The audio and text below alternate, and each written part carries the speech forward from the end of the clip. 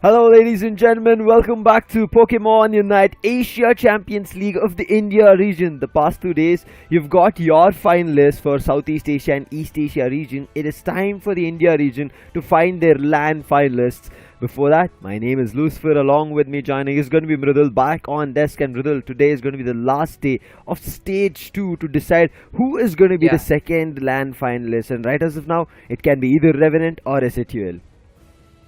Oh yes, exactly. Like it's been a great journey that we have already decided. One of the competitors will be flying down to Malaysia and qualify from the Indian region. That is Marcos Gaming. Well, today is the battle for the second team. Who is it going to be? Well, the answers are going to be there in a short while. But before that, for more information, you have to go on that link and get all the information about all of the regions that you would want in the English language. Continuing the day, Lucifer, I'm really excited, and let's just get started with it because everything is going to be there in front of us in a meanwhile. Yeah, we are going to sum up the initial journey, or at least the regional journey as of now today, with the Indian region, concluding the other two regions as well here in the Asia Champions League. And I'm looking forward to now the 6 teams, right, that we'll eventually have after today's matchups.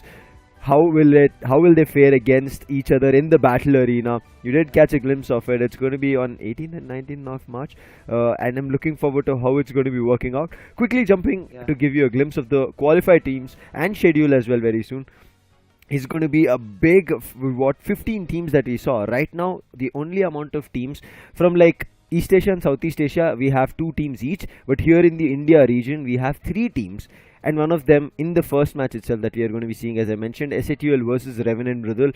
One of them is going to be saying goodbye, and the other will be welcoming themselves a chance to become the champions of the Asia League. Oh well, exactly. And when you actually talk about Revenant Esports, it was a great battle that we saw in the previous week against God's Reign. So it was a battle worth fighting for, and then SATUL too, fighting in a tiebreaker and actually getting decided for the second position, but still not confirming their second slot. Talking about the tournament format, once again, yes, the first stage was online, league stage, 3 regions, 15 teams. Then again, the second stage we are in right now, online playoff stage, 3 regions and 15 teams. And after that, from each and every region, that is EA, SEA and the Indian region, top 2 teams will be there in the battle arena, Kuala Lumpur, Malaysia. Moving forward to the prize pool of this tournament, in the second stage, we do have a prize pool. For the first stage, it's $5,000. Then for the second position, it's going to be $2,500, and for the third, it's going to be $1,000. Quickly talking about the finals prize, it's going to be $30,000 for the champions. The team coming up as runner-up is going to be getting $15,000 for themselves. The second runner-up is going to be getting $7,500, and the fourth place team will be getting $5,000 for themselves. But right now, we are going to be getting at least the idea of who's going to be walking away with $1,000 and who will have a chance to get $2,500 as well as $5,000 respectively in this last day of stage 2 action.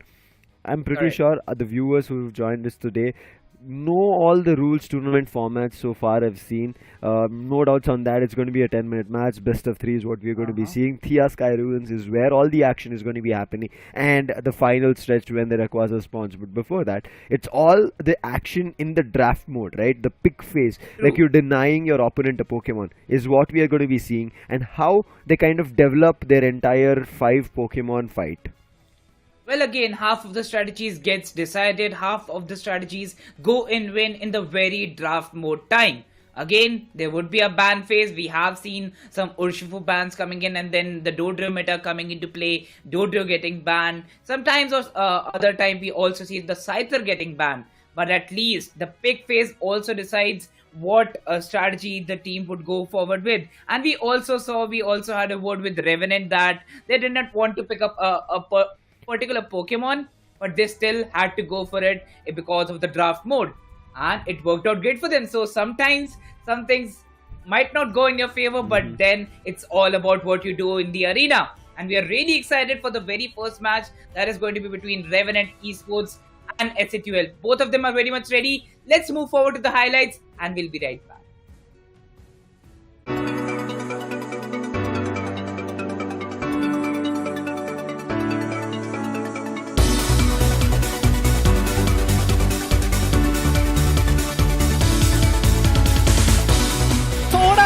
で3匹落ち抜いていく。当選法で固まっているところに再びミュウのソーラーディームヘビーボンバーがってすごいいい形が作れているぞ。そんな中でも視力を尽くしてレッグザへと向かってくるエタニティ。どうだバンギアスと弾きたい。かなり体力残っている。3枚落ちてる。これもう取られてもいい。カービィのヘビーボンバー.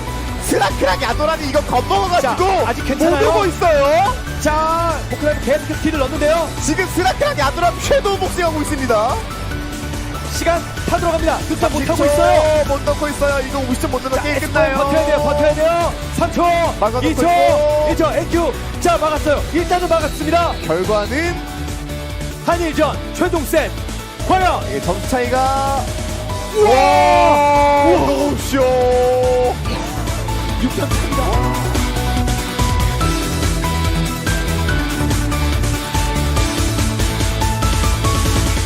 Terjadi dibuka Rayquaza di dalam sana, harus tumbang satu Rayquaza. Siapa yang berhasil mendapatkan ternyata Talonflame? Oh my god, bahaya sekali. Talonflame berhasil mencetak beberapa poin lagi di atas tampaknya Chua. Wow, tidak berhasil, dipukul-pukul lagi oleh Macho. Knockout di situ. Macho. Big knockout di sini. HQ juga terus menjaga Dan. Rayquaza, they're going to try and zone him out here with Yang actually getting pulled in by that slow bro, so it looks like Dev is going to be going down, but Rayquaza isn't out yet. Urshifu is back into the picture. Solo wants to actually get in there to potentially get the steal off, but look at this though, MYS is saying you can't do that, you're going to have to force an eject button out of there. He's trying to charge up, but I don't think he's going to be successful so far. Rayquaza is still healthy. Nightmare though coming in to clean him up. That's going to be him out of the picture again. Blissey trying to run around. They're doing so much to delay. Yeah, they're just delaying this Rayquaza taken now, so they're confident they will finally get it.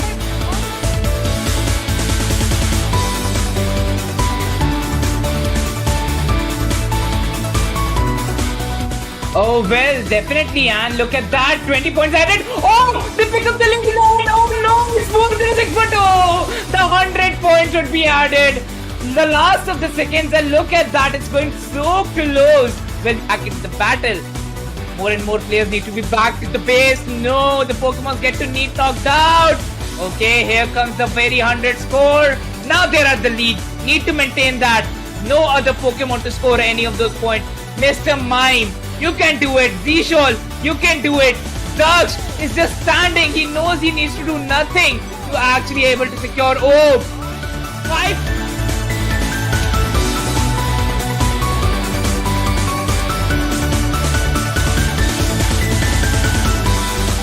Defense buff on the line as well.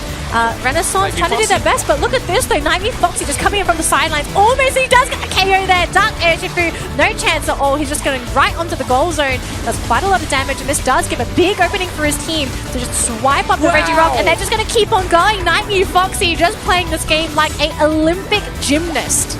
He's just basically running around the rows. He's Oh still my finding gosh. one more in the back. 4 KO streak. Is it going to be 5? Oh my goodness.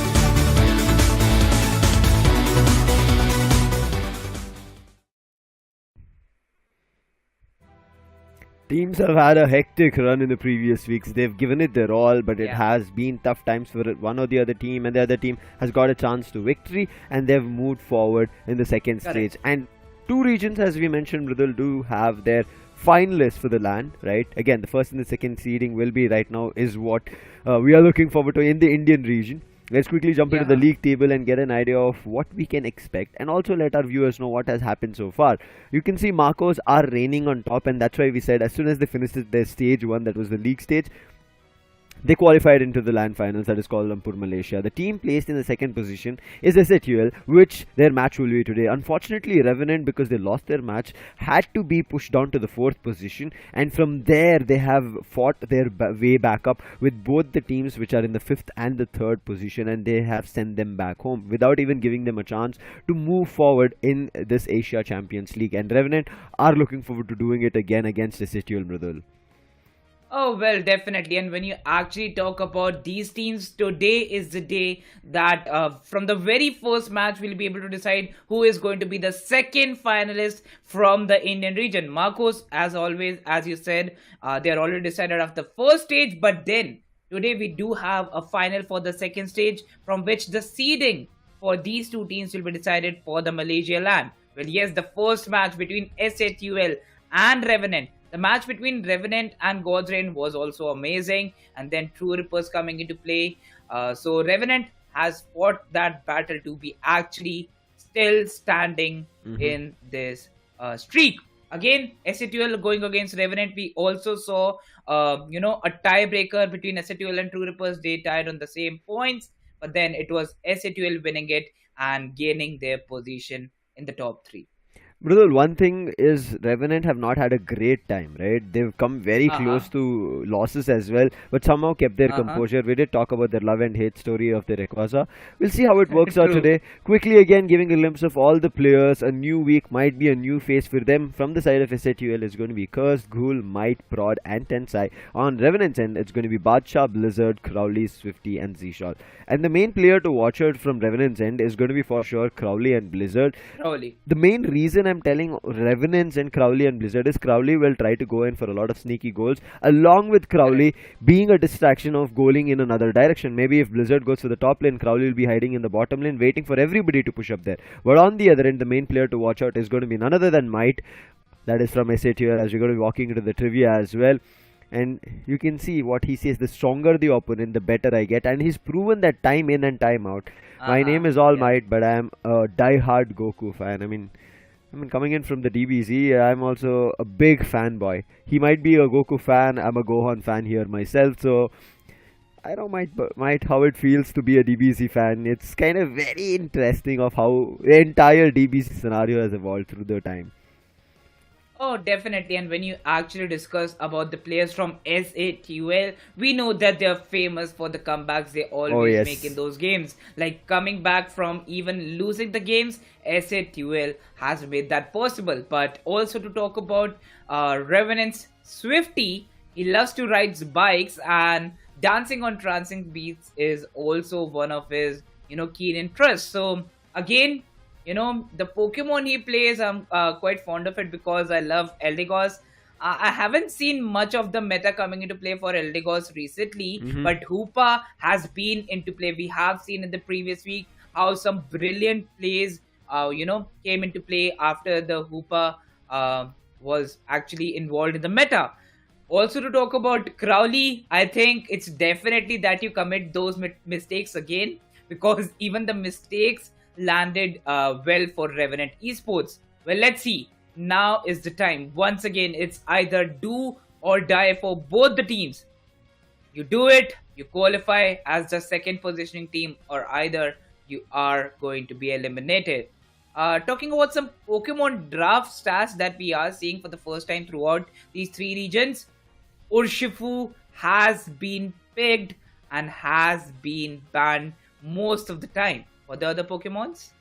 I mean, there's no doubt on that. Urshifu, if available, picked. If not, directly banned. Quickly talking about Sizer as well, you can see 93% coming in. But I think Sizer's bans are very less. It's about the pick rate. But on the other end, new bans we have seen, because people know that long range solar beam and quick move reset and then throwing an electro ball or maybe a surf to run away from the opponent is annoying. And then comes in Snorlax with 84.6% draft. He has not been banned a lot. But you know why, right? Because it's not some Pokemon which can completely change the momentum, but has been picked at all times, because we did talk about it, acts as the initiator, banned only in certain times when one team is super strong on it.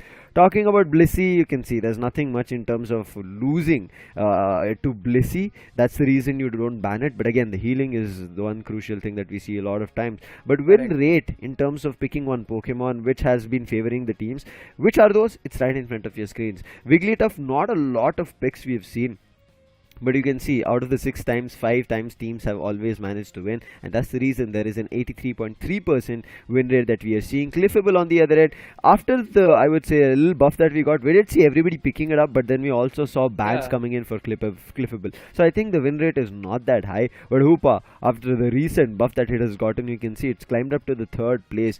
If it was like a month ago, before the Asia Champions, the earlier stages of Asia Champions League, Hoopa was nowhere to be seen. Then coming into Urshifu with 62.5%, and last but not the least, Dodrio.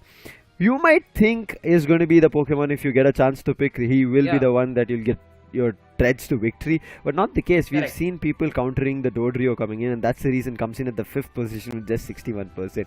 So it's like you have a speedster doesn't mean that you still get a chance, and especially having a passive advantage ability to score quicker on Dodrio still doesn't help. It is a quicker way to get sneaky goals in the final stretch to double your scores, but not everybody allows it. Like they always have a guardian around at the jump pad or hiding in the tall grasses, waiting for these cheeky goals to be stopped.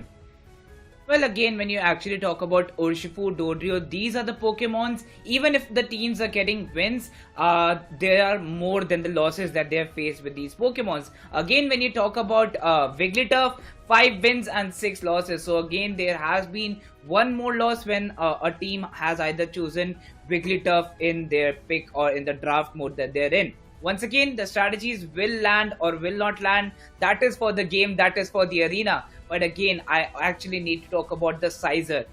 Either you actually stay at the Scyther or either you go for the Sizer evolution. So that also, gets involved of how the team actually chooses their strategy to be. But again, really keen to see that if today we are actually going to see that Garchomp that is there above me, or either it's going to be Mr. Mime.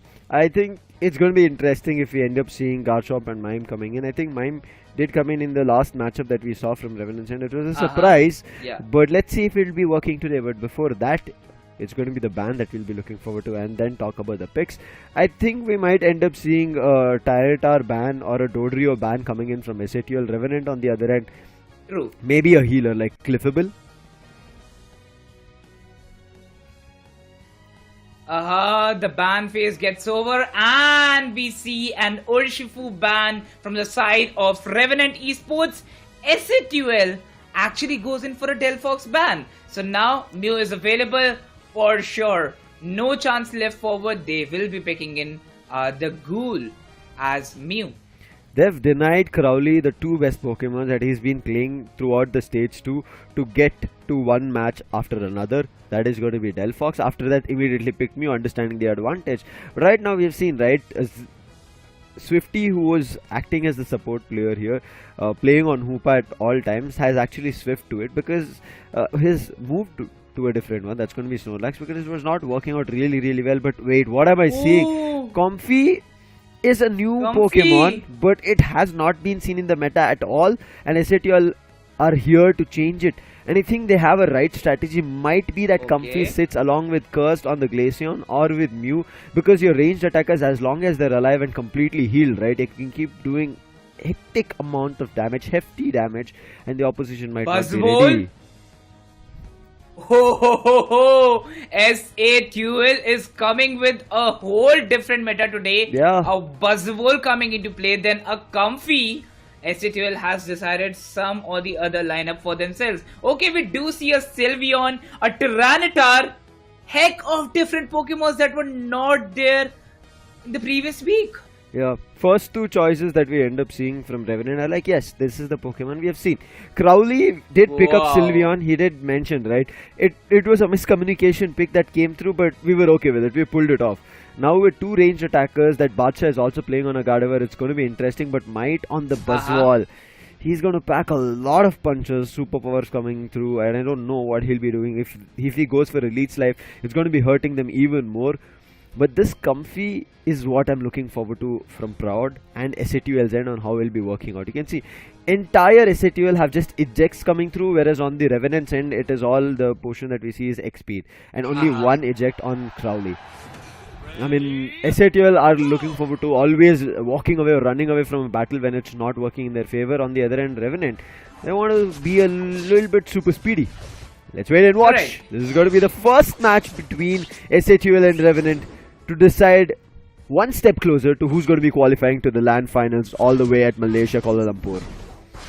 Oh, well, definitely. And when you actually talk about the Pokemons being chosen, the Tyranitar play actually gets into, action when we are done with the very first 5 minutes, when the evolution happens. Lucifer also going forward with the strategy that SATL has went forward with. Oh, faces a lot of damage. Buzzwole needs to go back. Oh, he will face a cube with that small Pupitar, and definitely Revenant is in for some action.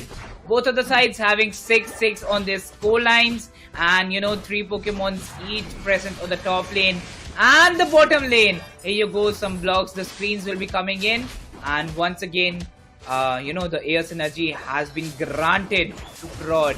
Well, let's see if he adds that back to the goalpost. Early fights not great for SATL. They've already received a KO early on. They're looking forward to trying and getting back that advantage, and it's not working out. Might has been KO'd for the second time. Yes, Comfy is playing with Curse on the Mew, but it's a ranged attacker, and then Comfy, how much ever it tries to heal, it's still on the lower levels, therefore it's going to be super tough. And they're trying their best, but in the meantime, Revenant pushing the top lane, have scored 33 in total goals. And Revenant, not a great start, but very controlled. Controlled one.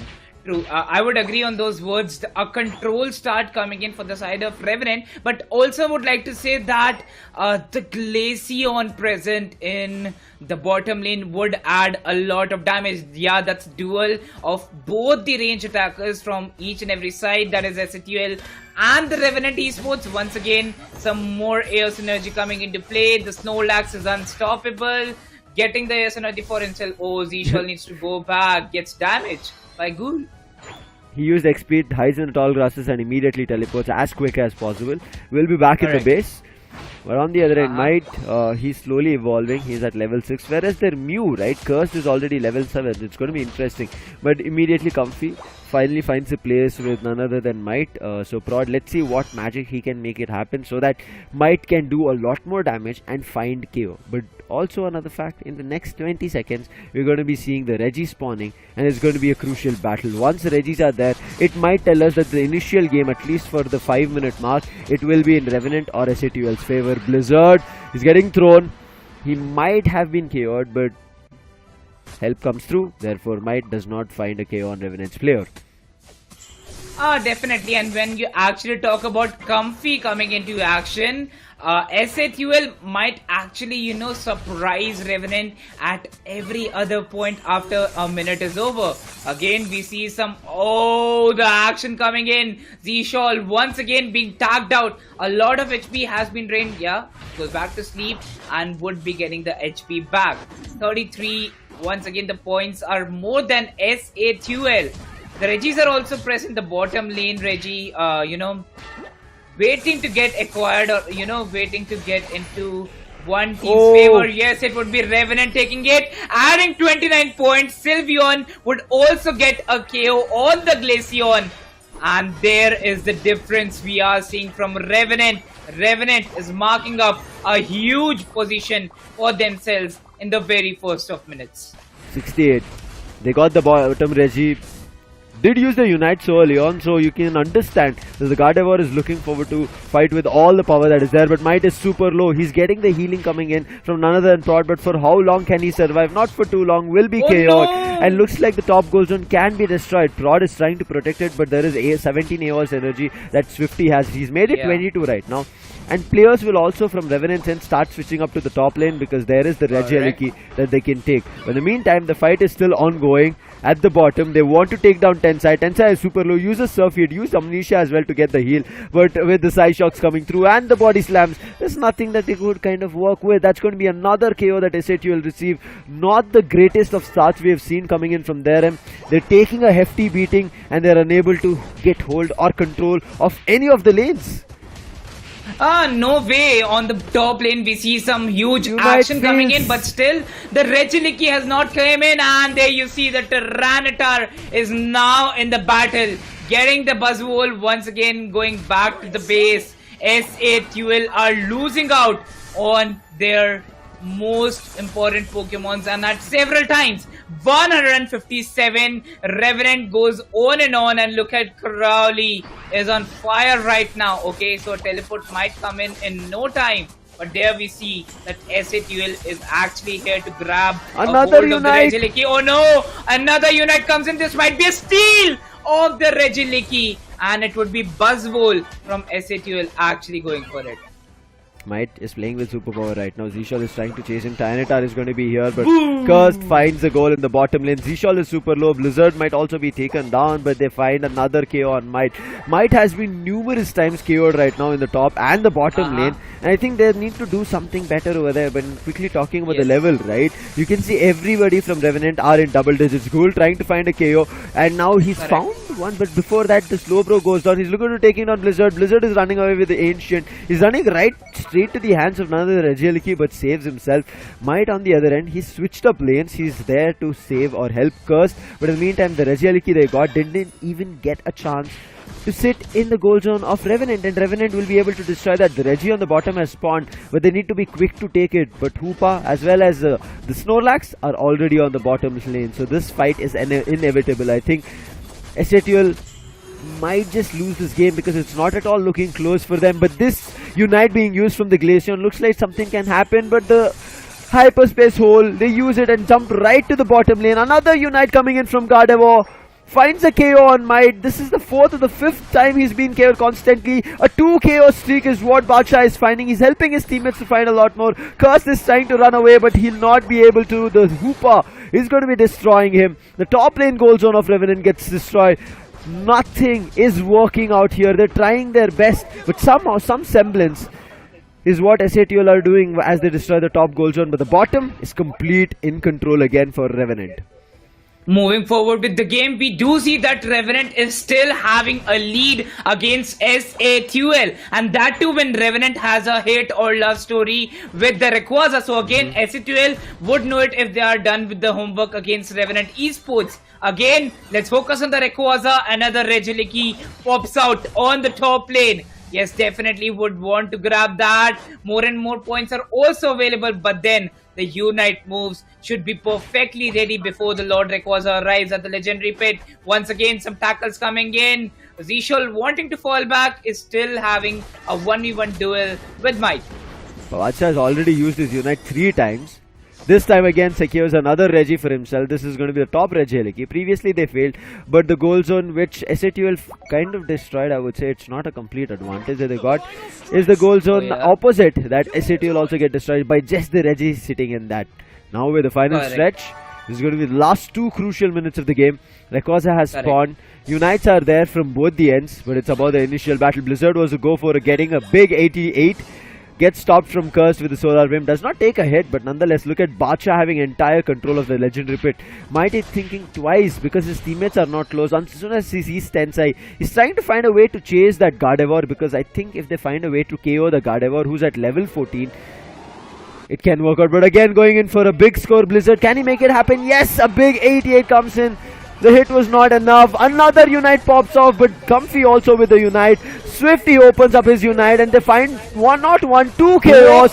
Looking forward to a lot more. A 2 KO streak coming in from Bacha. He's not looking for to stop. Make it a 3.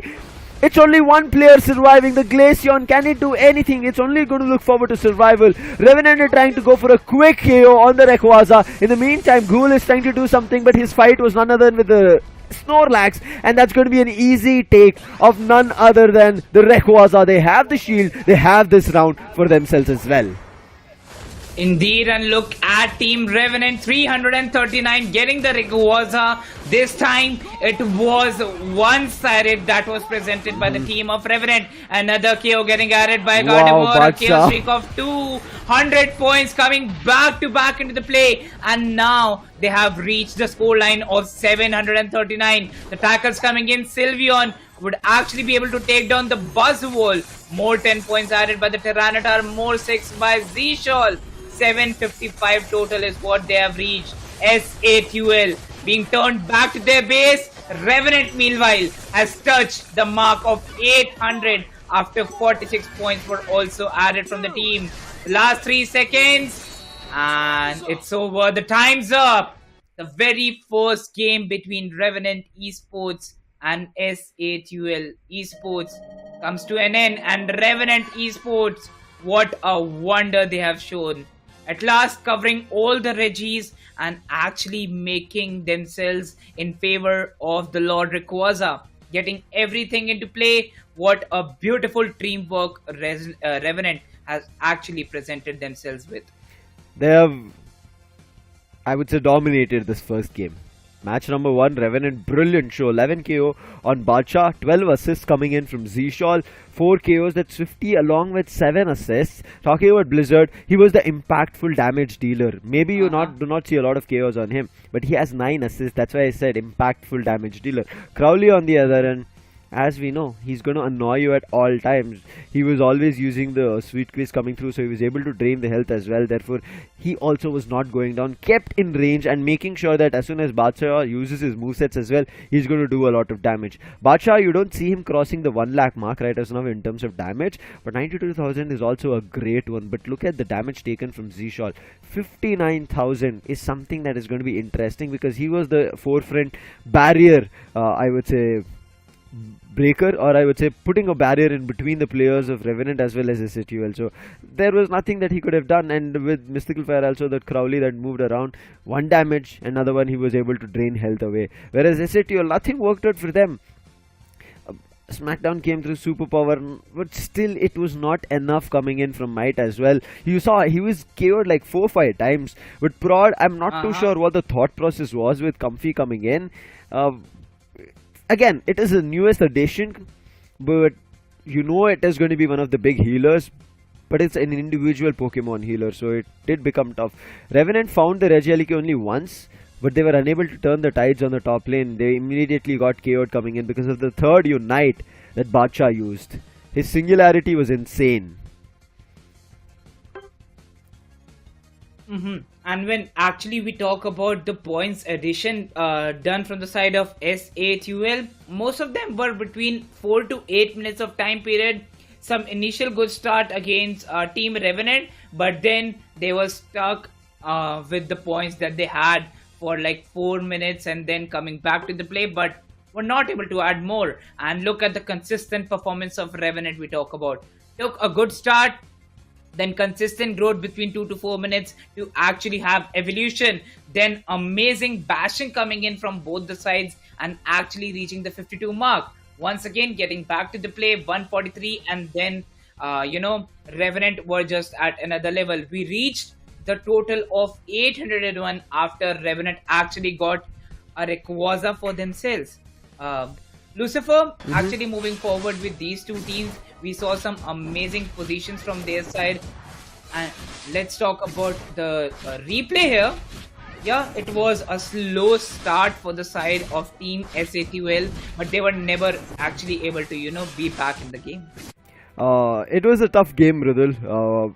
Coming in for SATUL, they were not ready, and also they made a very varied amount of decisions or choices in the Pokemons that they picked. I mean, Might we have seen, but Might then coming in with Prod on a Comfy, which they did not even think about. Even though the Cliffable was available to pick, they did not go through with it. So it was a kind of confused pick coming through. Maybe they were trying something new or trying to throw Revenant off guard. Maybe they thought maybe Revenant would not be ready, but Revenant, after playing multiple matches in the previous week, right, they understand that they are at the brink of qualifying as well as being pushed out. Quickly looking at the replay to try and get a glimpse and understanding of what SATUL could have maybe done better, or it was just Revenant commanding. I think Badshah leveling up so early, right? Not even giving SATUL players any chance to level up, then having his Unite available at numerous times when SATUL players were coming and unlocking their Unite. He was already on a big level advantage, and I think that is one of the main factors which affected a lot. And on top of it, everybody else at all times helped Badshah, understanding that, oh wait, he has a big level advantage. Whereas on the other end, we did speak about the Glaceon, right, coming through. The Glaceon did not even kind of make value or create space. Ghoul tried his best. His Icicle Spear was damage dealing, but it was not KO yielding. I think that's something that SATUL had to concentrate on Might as well as Ghoul finding multiple KOs, which was a mismatch, at least in this first game. Now there is game 2, but again, this is a best of 3, Mrudul. They've already lost one. If they lose the second one, SATUL are out. Even after the fight that they put up against Marcos, lost, but in the tiebreaker made their way into the second position, it'll all be in vain. Indeed, and when you talk about the performance from the side of Revenant, that was on another level today. Yes. They were well settled up with what Pokemons they have chosen. In the very end, we saw how Sylveon took down the Rayquaza and the teamwork that came into play. Each and every one of them were ready with their evolutions. Then also the Tyranitar from the side of Blizzard. Yep. We talked about Blizzard and Crowley. These are the players that we actually need to look out for, and they came out with good results for you. You saw in the top lane, right? Blizzard, we spoke about him. Yes. He always goes to get that score dunk, and he did that. Initially, it did, but then he Correct. immediately got, I would say, flushed by a curse, so he backed off for a second. And once they understood that the fight of the legendary pet had started, Blizzard went back again to get an 88 score and then reunited with his teammates. So Yes. that tells not only him, but also that the confidence that he has in his teammates, that they will survive until he makes it back to the legendary pit. So that was brilliant confidence and decision making coming in from Revenant players, because understand, if they initially started the Rayquaza fight very early, or maybe the fight of 5v5 at the legendary pit very early, who's to say that maybe the Unite connects from Might coming in really well, and then the Unite coming in from the Glaceon. Yeah. These two big Unites do a lot of damage, and Revenant players one after another get taken down, especially both their ranged attackers, right? Crowley as well as Badsha, the Correct. Gardevoir, as well as Sylveon, if it is out, I think it could have taken a turn on the other direction. Let's see if SAT will have something to answer as we jump to game 2. The draft pick is here. Oh yes, the draft pick for the very game 2. Yes, we are done with the game number 1. Revenant is already having a lead. Either it's going to be Revenant shutting down this match and actually be the ones qualifying for the Malaysia LAN, or either it's going to be SATUL coming with a comeback. 2 games straight is what they'll want to actually have a victory and be the ones qualifying. Well, now the ban phase is over. We have the bans once again, the same bans coming in. Yes, Revenant will be going in for an Urshifu ban, whereas SATUL goes in for a Delphox ban. Ghoul, straightforward, the same pick. Mew comes in for their side. One strategy, just deny Revenant's Crowley getting this Delphox or Mew, but it has not worked out for SATUL. Swifty quickly locking that Snorlax in. We did speak about it, right? The block is going to be super good along with the slam coming. It just helps you initiate or start up a fight which you might be completely controlling. Let's look forward to what SATUL are going to be picking. They're again going in with a comfy choice. Okay. With Might this time picking up a Tyranitar. Now this is going to be a good choice. Now again, whenever you have a comfy, right, as a choice of Pokemon, you need to make sure you use that on your heavy hitters such as the Tyranitar, the Machamp coming through, or even your defenders. Snorlax maybe not, because Snorlax is a block or a sleep in between as a secondary move as well. So not both the moves are damage dealing, so you can go in for the other defenders coming through, the Blastoise, Mamoswines as well. But Cursed, he goes in for a Dodrio after a game loss. This is going to be a risky move, and Tensai back on the slow bro. On the other end, Badsha is like, they did not pick up Gardevoir or not ban it, I'm going to pick it up again. And Crowley is like, their Glaceon did not work, my Sylveon worked, it's just another Eve evolution, different stone, and I'm going to make sure that the Glaceon works in my favor. And I did just talk about the Blizzard on Machamp, not Blizzard on Machamp, but Machamp along with Comfy. Blizzard says, I don't need a Comfy, I'll just show them how much I can punch my way through to victory. Oh yeah, definitely. And Zshol would actually be going in for a switch with Swifty. Swifty once again stays strong with the Hoopa he has always had and hold on. Again, Crowley this time goes in for a, Glaceon, and Machamp is present with the Blizzard. The Blizzard once again is here for a lot of collateral damage. And we begin with the game number 2 of the match 1. Revenant is already at a lead, and let's see who actually becomes the champion of this game and be actually holding a final match against Marcos Gaming. Who is it going to be? Is it a Revenant or SATUL, the team known for comebacks, make their way from game number 2? If you talk about the mid laners, you can see it's going to be Cursed. He needs to get to the Dodrio because, the speed is going to be super crucial to keep changing lanes. And Prod, I'll be looking forward to which Pokemon he tags along with. For now, I will be thinking the Tyranitar, But as of now, looking at the mid laners who were there, two different Pokemons. One was Crowley and Blizzard. You can see the orange buff was taken from Swifty, whereas the blue buff will be taken from none other than the Eve, which will evolve to the Glaceon. Might is super low. They're trying to heal him. Might is trying to run away with the X speed. He's just a little bit closer to his base. Finally makes his way there, but he's still super low. The same way that Might got a 3 or 4 goal dunked, the same thing happened. Revenant came through, pushed closer and got a 4 dunked. Indeed, and once again, a slow start for both the sides. Previously, it was 6-6. This time, it's a 4, the ratio of 4 on the scoreline. Again, two Pokemons each present on the bottom lane, and here you go. Revenant would actually face the very first KO from the side of SATUL. And the very first minute is over. We again see, more and 4 air synergy being added. And now it would be Machop, the second Pokemon to be killed. So SATL this time is here for some action. And the Larvitar actually would be able to add 11 more points for the team. Overextension. The Pokemon which was a level better right now gets KO'd. This is the Dodrio. You should never let a Pokemon which is of a higher level difference be KO'd, because you give a lot more experience to level up easier for the opposition, and that's what happened up. You can see everybody is almost level 5 and level 6, whereas the only player was Dodrio who was at level 6, and now immediately comes back and takes a revenge. Cursed is like, you might have taken experience away from me, but I still will have a chance to KO you. He immediately finds the KO on the top lane, and from there again jumps right into the mid lane to find those buffs for himself, running all the way around. Seeing that the wild Pokemon has spawned in Legendary Pit, goes for a head-on wild Pokemon experience gain. But in the meantime, Blizzard wanted to snatch away that chance and take away that experience or the leveling up scenario. Not going to happen. He's still going to be at level 5, whereas Cursed, he's going to be at level 7 on the Dodrio. SATUL have a little bit of at least some amount of level difference through which they can win and make it work. Let's wait and watch if it'll work. Indeed, now Revenant also have, a lead against Team SATUL. Once again, hiding in the bushes. Might knows what he wants to do at the perfect time. Waiting for the perfect time. We see the action still going on the top lane. Adding more and more of bumping bashes on the side of Z-Shawl, but still getting tagged out. Goes back to the base. Oh, he would be arriving, as there are still 2 Pokemons present in the bottom lane. Regispawn. We can see right now, it's going to be the Machoke. Let's see what it can do. Nothing. Might puts him down.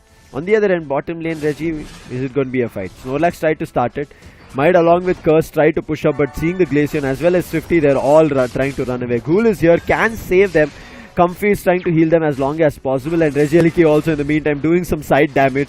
Therefore, Revenant do not find any KO. SATL players will be able to make back it to their bases, but Z-Shawl, having just couple of air synergy, he's like, I'll just keep dunking goals as long as possible, trying to annoy Tensai. And now with Blizzard coming through, Tensai needs to be worried. He comes in with the punch. He's trying to smack him, take him down. The dynamic punch isn't there. Again, a slam comes through, but he uses Amnesia, because of which he will get a chance to heal. He has the surf, trying to push them out, not letting them go, but the block is there, Mridul. You can see, denies any kind of, I would say, push or at least move use so that the goals do not get dunked. But in the meantime, Revenant, the thing that they wanted was the Regieleki. At least if the Regi on the bottom is not in their favor, they get it.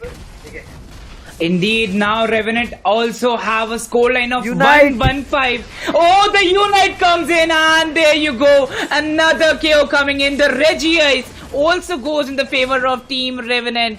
The series of KOs go back to back in the hands of Revenant. Gardevoir adding another KO on the Dodrio. A KO streak from the Machamp. It's a KO streak of 2. 185 scoreline is what Revenant has reached now. 40 more points added by the Gardevoir. And Z-Shawl goes in for more points getting added. Oh, being stopped by Ghoul. That is what he did not want, and definitely would be coming back. Both the Regis coming into the favor of Team Revenant. Again, some more speciality would be there. With the Comfy, we haven't seen much action still in the play from Team SATUL. Cursed overextensions at all times. He's just getting punished. That Comfy heal is not enough.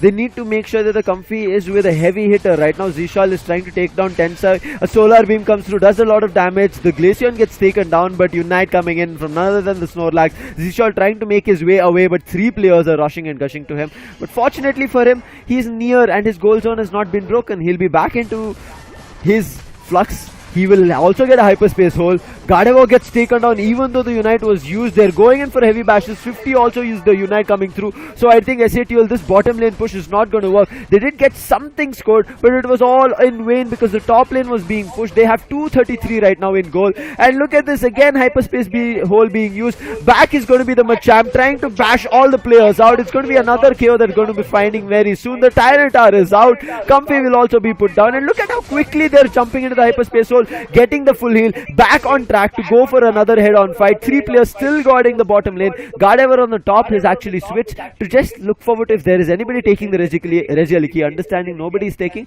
they've sent Swifty there to keep a hold of it, and they're waiting for the bottom Regi. They'll quickly take the bottom Regi first and then go for the Regieleki, whereas SATL, slowly they're going up, but look at how quickly Revenant jump on the Regirock right now. It's going to be easy takedown. They'll get a boost in defense right as of now, and I think it's going to be a very tough game. SATL, I did not see any kind of control from them. 233 previously, at least, Mridul, it was a close game. Yeah, 147, 197, 150 to 200. Previously, at least it was Revenant actually having a consistent battle with SATL till this very time period. But again, when you actually talk about team SATL right now, they're not coming to the battle indeed. Look at Revenant going for the Unite moves. We also see how this time SATL might add some amount of difference. Yes, Tyranitar would be getting a KO on the Gardevoir, but then again Snorlax trying to beat down the Tyranitar. It's real difficult for them right now. Yes, a KO would come in on the Snorlax. Oh no, Goes back to sleep at the right moment. This might be the time that Tyranitar creates a day, but no, it's been late. More 50 seconds remaining for the Tyranitar to be there at the legendary pit. Now you can see, right, Might having Comfy, he survived. Otherwise, if Comfy would have not been there, he would have been KO'd. This should have been in strategy from the start. But as we did say, after the take the Regirock, they will be quickly switching into the top lane Regieleki. Previously, it was a contest. They tried to deny them. They wanted to take away the bottom lane control. So therefore, Revenant had to go for a head-on bottom lane fight. But right now, as they've found control in the bottom lane, they're going to be quickly taking up the Regieleki. And it's theirs. They have an ally, and now there is only 15 seconds on the clock. It's going to be Rayquaza. Quickly talking about the levels as well here. Not a big level difference because SATL have been able to retaliate. They've taken up a couple of players down, but look at Tensai. He heats up a lot of damage with the Psyshock coming through, and then the Moonlight to follow it up. But finally, his teammates save him out of the tall grasses. Rayquaza is going to be here, but right at the final stretch, a big 100 gets scored in. The scoreline is 353, but they find a KO on Gardevoir. That's going to be super crucial. SATL might find a way to change the game. They need to be quick right now, but the Glaceon is here. Oh, Dodrio with a Unite can't find a KO. They're trying to chase it, but Swifty with a Unite of his own takes down the Dodrio. A 2 KO streak to follow up with Blizzard coming in with the Machamp, and nothing is working out. Tyranitar trying to make it work, finds a KO on the Glaceon, but it's going to be a 3 KO streak. The Mew is out. Might not too sure of how long he'll survive. The Comfy is trying to help him out, but his teammates, they need to respawn quick and be there in action. Might is just getting constant healing one after another. He finds a KO on the Hoopa. He's trying to chase away 2 players now. This is not going to be easy. With Blizzard heavy punches coming through, Badshah with his ranged attacks is going to be doing damage, but Blizzard gets KO'd. What is happening? 1 minute on the clock, Mridul, and it's still Rayquaza not looking like it's anybody's game, but SATL have a lot of control in this last fight. Indeed, look at Team Revenant now. The last 1 minute, it's still Rayquaza not being turned on, but Revenant has a lot of lead where even if they lose out on the Rayquaza, they would still have the time to actually stop down Team SATL from gathering it. Again, the Rayquaza is coming back to its HP. KO's getting back to back on Team SATL. Now, the Slowbro not being available, Mew not being available for some time period, and till the end of it, the Dodrio, the point scorer, is also not going to be there. Only surviving with 2 of those Pokemons. SATL have no chances left, and Revenant have made this possible. 50 goes in for a 24 edition. Oh no, it would be a 54 edition. And with that, they have reached the scoreline of 407. The last 10 seconds remaining. Oh, it would be Mew getting a KO, but no, Glaceon adds a 24 to the scoreline. KO streak still goes on. Hoopa gets a KO on the Slowbro. Machamp adds a 20, and the game's over. The time's up. Revenant wins the second game and actually becomes the second team to qualify for the Malaysia land. Well, we do have a finale remaining. Kudos and congratulations to Team Revenant Esports and SATL well tried. We talked about how Comfy could have come into advantage. It actually came into advantage where we saw Tyranitar and Yes. Comfy coming into play and a lot of HP being provided to Might. But again, that was too late. Late evolutions where Revenant were perfect with all the timings and they actually made this possible.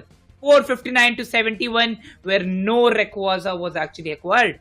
Might, you can see, he has a lack of damage being dealt. On the other end, Bacha, like previous time, he has just 77,000 this time. And that is because SATL were able to keep Bacha under control. But the main thing that they were unable to do was play together. Cursed, you saw numerous times, even though he was always on a big level difference of at least 2+, he was constantly being taken on. I think something that he needed to take a look at. He had a try attack, which he was doing a lot of damage with.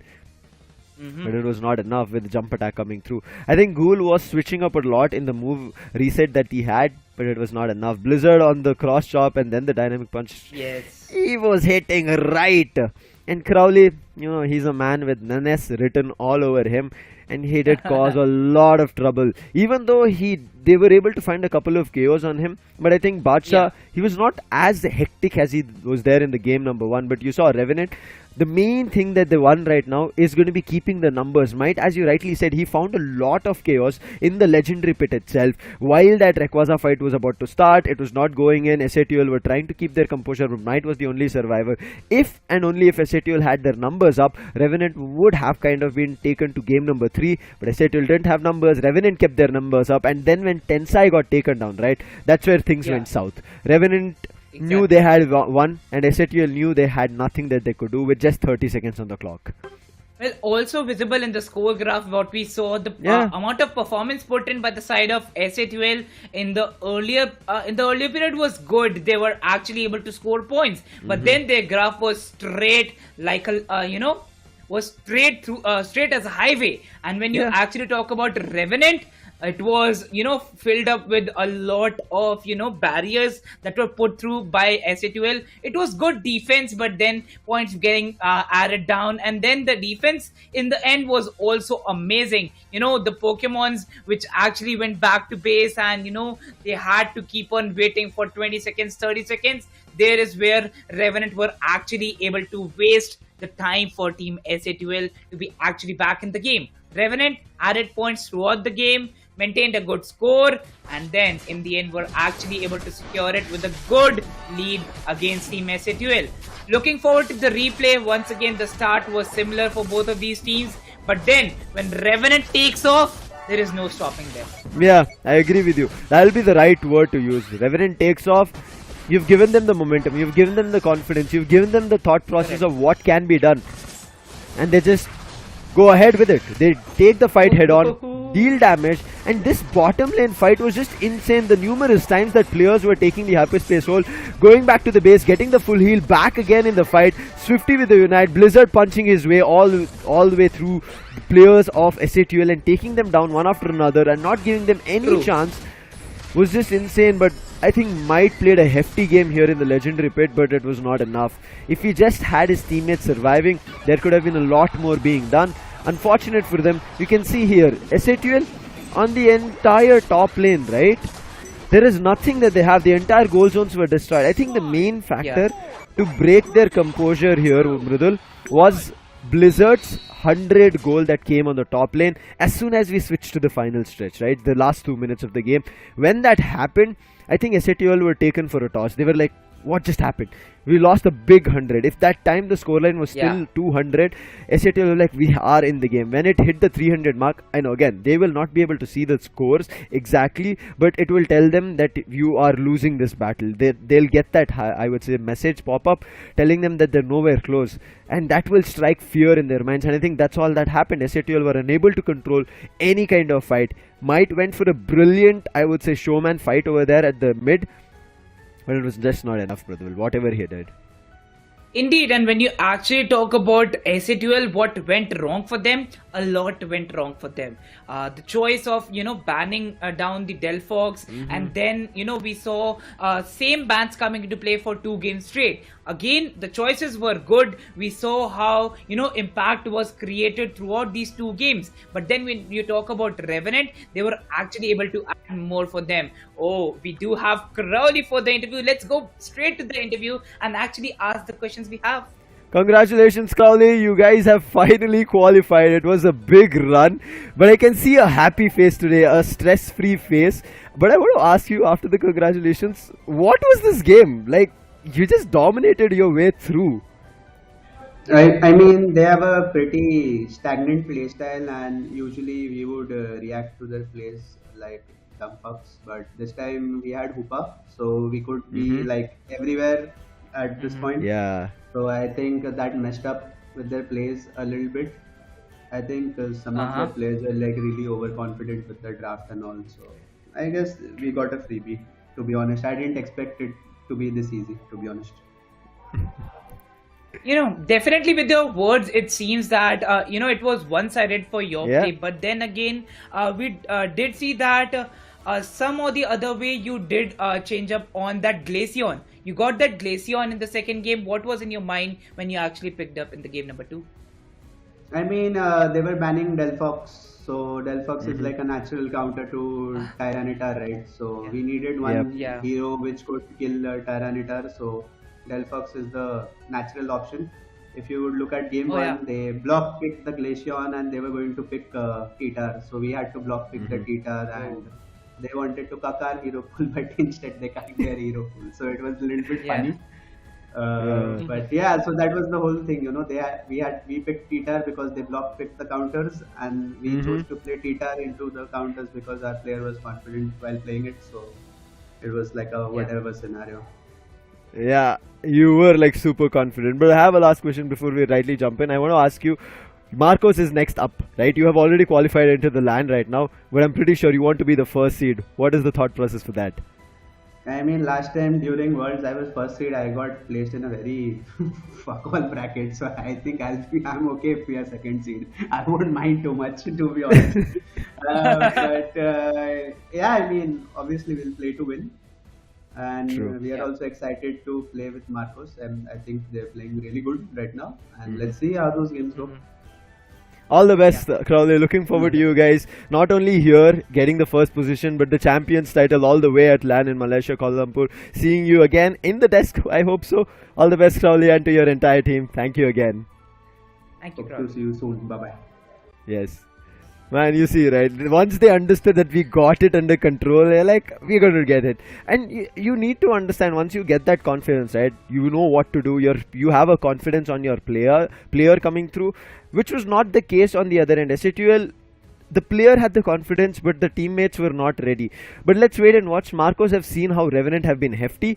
We'll throw it to a short break and see what Marcos counter Revenant or not. See you after the break.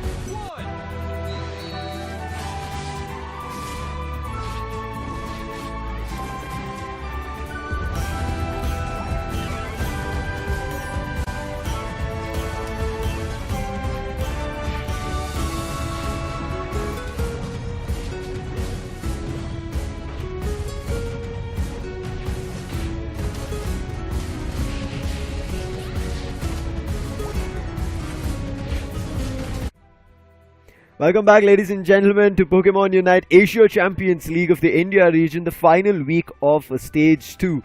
We have our finalists. They'll be heading to Kuala Lumpur, Malaysia. Congratulations to both Revenant Esports as well as Marcos Gaming. We'll be heading down to Malaysia very soon and representing the India region, fighting against the Southeast Asia as well as East Asia. Now we have the 6 teams from these 3 regions, 2 each, who will be looking forward to crowning themselves the champions of the Asia Champions League. How and when the battle will be, are you pretty sure for the viewers who've been watching around through the schedule will know, but if you don't know, it's going to be around the 18th and the 19th of March is when you're going to be seeing the action. But right now, it's not done, right? Because there is the seeding match that we have to see. The finals of Stage 2, you can also call it as the India region finals to crown themselves as the champions of the Indian region of Asia Champions League. Whether it's going to be Revenant or Marcos. Revenant we already met. It's going to be Badshah, Blizzard, Crowley, Swifty and Zishal. On the other end, Marcos, they've had I would say, a comfortable previous week. Nothing to be worried about. Laid back week, I could say. But I'm not too sure if they laid back, because they also know they have a big tournament up ahead where they'll be representing India as a region and looking forward to grabbing the title, which is going to be Kyurem, Murem, Rex, Snowy and Volk.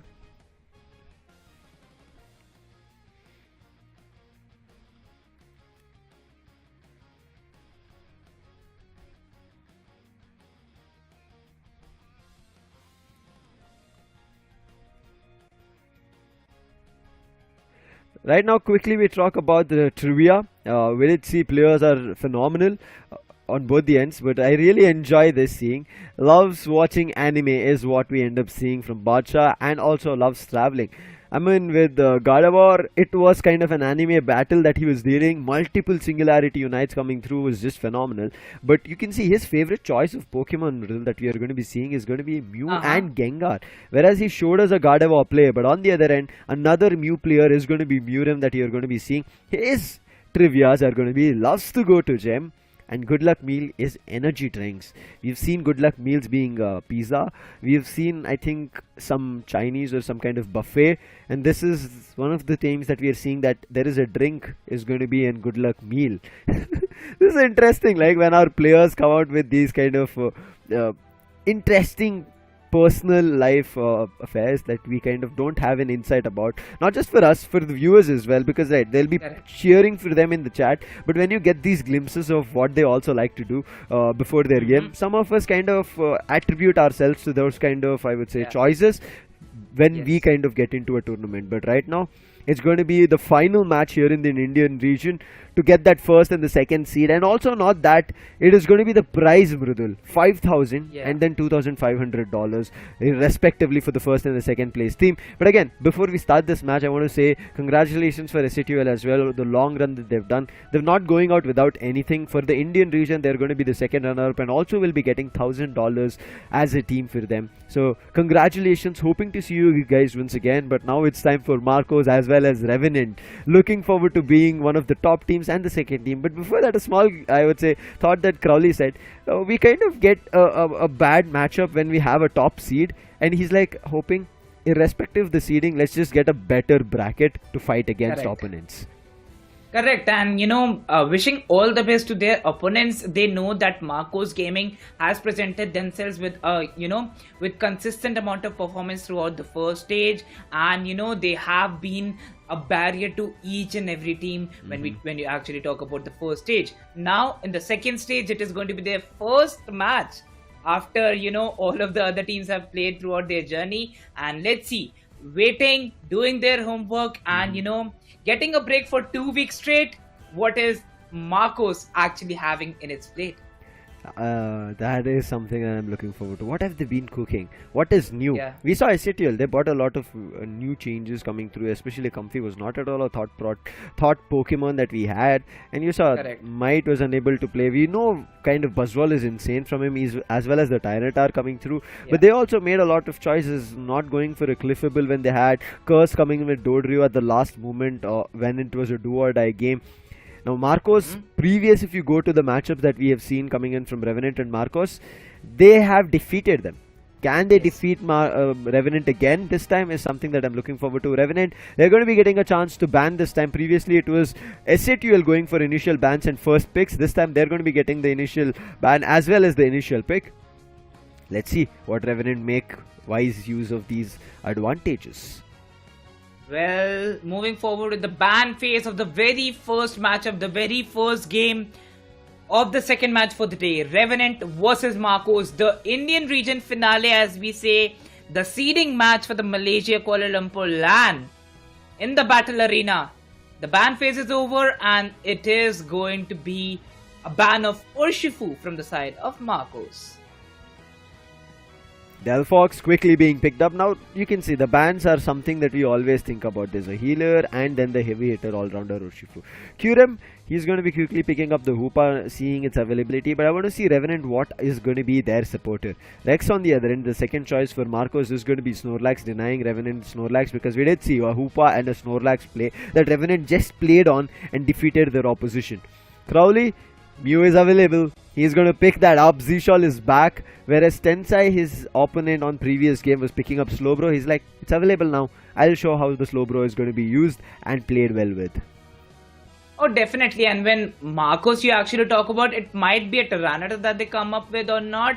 Okay, they are going in for a Snowy and Meruem goes in for a Machamp. Blizzard, meanwhile, okay, wait for it. Is he actually going to go for that? Oh. Come on, yes. Yeah, he is. I want to see going this. To go for the Zerora. OMG. Still not confirmed. Blizzard. Still not confirmed.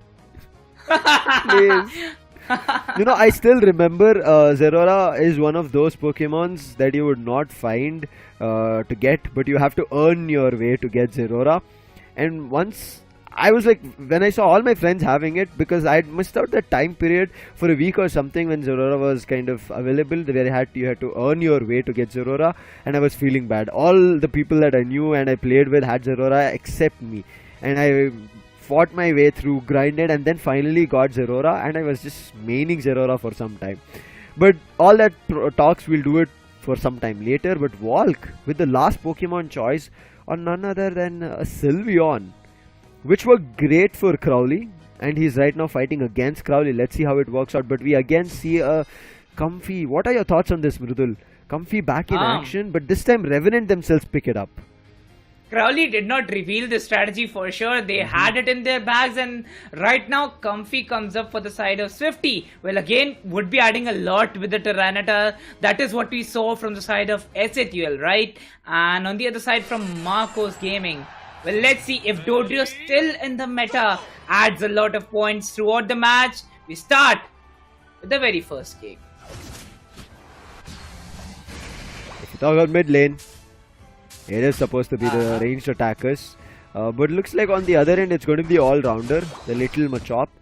Looking forward to evolving very soon and becoming the Machamp so that can get in all the heavy hits. I think Marcos, that is what they're going in for. Heavy hits coming through. Snowy goes for a quick 3 goal and a quick 4 goal, trying to back off. Kurem is going to be helping him as he comes in range and tries to deny him any kind of chances of finding a KO. Walk on the other end, he's still not evolved. He's still going to be a little puny Eve. Whereas Badsha, if you talk about it, he's already level 4, gets scores dunked, and you can see Revenant with 12 points. Indeed, and look at, Mew, how he is still creating a lot of difference for the team. So, good work done by the side of Crowley to be actually sticking on to the pick of Mew. But then, we also see that a Slowbro has popped up in this very game. Again, right now is at the Slowpoke evolution. And there you go, 17 points being added for Revenant. Again, that would be a KO to the... There you go, 6 more points added, 44. Marcos is up for a good streak maintenance. Walk on the bottom lane is the one who's going to be controlling it, but being a ranged attacker, he can't stop anything and everything. He was hit with a defender as well as a ranged attacker, so the goals did go through. But look at what is happening. Players from the top lane quickly run to the bottom. Zishal is super low, will be taken down. Bacha wanted to help. The Electro Ball does damage to 2 players, but KO on the top lane. Mew does find one, but immediately did get exchanged. No, it's only the Snorlax to go out, but because it's the early stages, the Snorlax will be back again after it respawns. But in the meantime, Bacha is going for a goal of 12. He should be able to get it. There is a Snorlax who will be making its way, but not in the right time. In the meantime, top lane is getting full in goals dunked. Volk is super low. He's trying to run away. Swifty is trying to chase him. There's going to be the Scald as well. Burning hot water, but Murim immediately jumps in. Boosted attack, trying to go in. And yes, pushes back all the players from Revenant who are trying to get to the mid lane and trying to find a KO. Indeed, and looking forward to the side of Marcos. It's going to be Revenant once again taking the lead. So the very first 3 minutes until and unless we reach the position of Regis, we are actually going to see a KO coming in from the Sylveon. Marcos Gaming having the time to actually secure more and more points, would be adding a 26 score from Sylveon, and now would be the first ones to reach the century. With just 2-minute mark, the top goal zone has been destroyed. Marcos, what a game that they're playing. Bottom lane, they tried to deny the wild Pokemon experience to level up. Not to a great extent, but right now Blizzard trying to fight out with a level 7 Volk. Volk survives, he moves back. Regis have spawned as we have finished the first 3 minutes of the game. It's going to be a big bottom lane fight coming through. Volk on the other end, he's trying to take away these mid lane buffs, which Revenant might just have. Big solar beam. It's a pretty bad hit that both players, Kyurem and Rex, receive. But they're back again, but the telekinesis hits again an electro ball and then a burning hot water. So he backs off a little, but in the meantime, Snowy is stuck in between 3 players and it's going to be Scald this time finally to put an end. In the meantime, on the top goal zone, Blizzard gets a big 25, but does not get... Oh wait, I think he's going to be getting KO'd. He's trying to just buy time, making sure that Volk doesn't go on the bottom lane. But what is happening? Blizzard is just standing still, but finally gets taken down. That's going to be a KO. On the other end, it's already a level 10 Machamp that we are seeing. It's going to be unstoppable right now. Zishal is trying to deny the Regi Ice. It looks like it's not going to be far. Unite coming in. Fireworks is something that Revenant have used. Will they be finding the KO? No. It's going to be Murem itself to confirm the Regi Ice in their favor. And the Delphox immediately gets KO'd. 112 to 99. Not a big score difference, but Volk alone takes Regi Aliki. There's going to be an added ally. 6 players as Marcos right now push to the 5 minutes. Looking forward to it. 112 against the Revenant, but still, you know, this tackle battle goes on. The equal amount of duels happening between both of them. Look at that. It is going to be Volk actually taking a bit amount of damage, and then Kyurem stuck at the mid lane. Oh, needs help. In the bottom lane, it's going to be Bacha. Be back with the amazing, you know, assistance once again getting provided by the Comfy, and you know, getting sorted up with the HP. Meruem takes a lot of damage. Oh, comes back. Oh, no. And straight forward KO'd. It was only required for the 3rd time that it would be Mew getting a triple KO shriek. More points added. Revenant would still be touching and equalizing on the scoreline. Too many ranged attackers. Volk is stuck in a crunch. If he does not run away, he will be KO'd. They're trying to chase him. Tyranitar with the Ancient as well, but then they decided, let's not do it. Their players might have respawned and we might be instantly KO'd. They back off. Again, there will be initial fights to just find the respawn Regis. Rex trying to buy time. Sneakily is what the Machamp is making its way to the top lane. Level 12 versus level 10. Yes, they do have a Comfy, but can that Comfy really work? Rex, a brilliant block coming in. He's pushing right into the wall. Tyranitar does not have anywhere to run, and immediately Dodri also swoops in. They could do nothing over there, even though they had a Comfy, but it's of no use. And look at the Snowy, the confidence. He pushes through the Flux and then just takes down the Delphox. The Unite came through, but it's of no use. They do not get the goals dunked yet because Zishal is back. The Slowbro is going to be trying to deny, and on the other end with the Ancient is Blizzard running right to them. But bottom lane Kyurem with the Unite has already started up the fight. Players from the top lane has used the hyperspace hole and teleported. Badsha again trying to make something work, and he does find a KO. Gets the Hoopa! Hoopa is out. Wait, Machamp is also out. Big KO. No. Not gonna stop so easily. Mew getting 2 KOs back to back, and once again the Pokemons who were so damaging to the side of Revenant. Now Tyranitar adds a Regi Ice for the team. Revenant, it is the moment where they would be actually going in for the goal post. Gets a KO on the Snorlax. Zishal is moving forward. The Dodri is also KO'd. The time has been bought. And let's move forward to the goal post on the top lane. Yes, 4 of them are going for it. Hoopa is present in between while the Machamp also arrives. all of them are back, but still would be needing the Unite moves for themselves. Yes, goes in for a goal. Delphox acquires Hoopa as a KO. That's the third Fireworks Unite coming through. Mew Badsha is insane along with Delphox helping him out. A 2 KO streak, might be a third to follow up as well. Blizzard from the back, Murim from the back lane trying to do something, but it's not working out. It's a 3 KO streak. It's not something that Crowley wants to stop at all. He's looking forward to a lot more KO. Blizzard is chasing Walk right now. I don't think Walk will be able to survive for longer, but that Ancient was not enough in the flux, therefore Walk somehow tried to survive. In the meantime, Snowy again swoops in. Comfy immediately tags along with that Tyranitar and will be trying to back off. There's 20 seconds to go. Nobody is trying to go for the Regieliki fight, but they're going for a top lane fight. A big solar beam, and it does find damage along with Blizzard doing more damage. They, I think, found a KO on a player. Not too sure about it. But this fight is insane. This matchup has been super close. Walk finds a big 35 on the bottom lane and does get the goal zone destroyed as well. Zishal is coming in. He's already towards the legendary pit. Walk has an idea about it.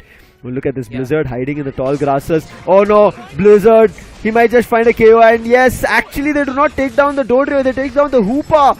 That was a big one. Losing a Hoopa. They don't have any more hyperspace holds. They not go for quick heals coming through. It's just going south right now. Wait, they actually make it work with a Unite on Machamp. Still maintaining this crunchy close in battle, the Unite move of Machamp would actually be able to acquire 2 of those Pokemons again. Bacha is barely on that HP, just one single move, and Bacha would be going back to the base. Yes, being sent back to the base. One more KO comes in, and Mew needs to buy some more time. Again, they are pretty much far away. The Rayquaza is still available for Team Revenant, but we know the hate story that still goes on with the Rayquaza. Marcos stands strong at the legendary pit, waiting for the Mew to arrive, while Meruem adds a big 100 for the team. Here you go, 360 to 382. Snowy also adding the amount of Chaos Energy collected. Now it's either going to be a steal from Revenant for the Rayquaza, or either it's Marcos winning the first game into their half. Oh, Rayquaza might just be taken down, and it is Marcos who take it. Revenant and Marcos both initiate the Rayquaza fight, but it is going to be Marcos who end it. They have the Rayquaza shield. They have KO'd all the players from Revenant, and there's nothing that they can do. Easy addition. Miriam has been insane in this entire game.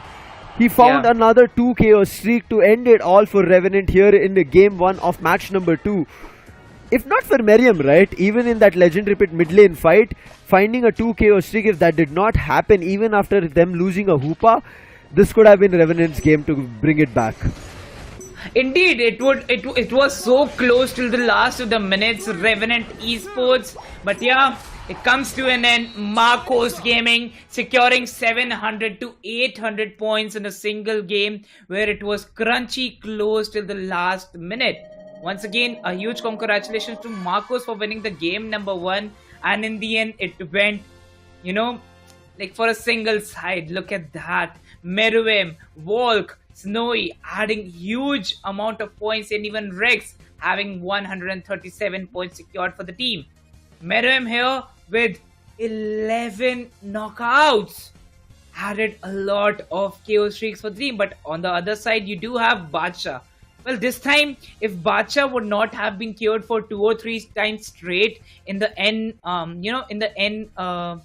final time period, it would have been Team Revenant, changing the whole strata of this game. Once again, Marcos in this game added a lot of damage from Volk. 71,000 of damage was added by Volk.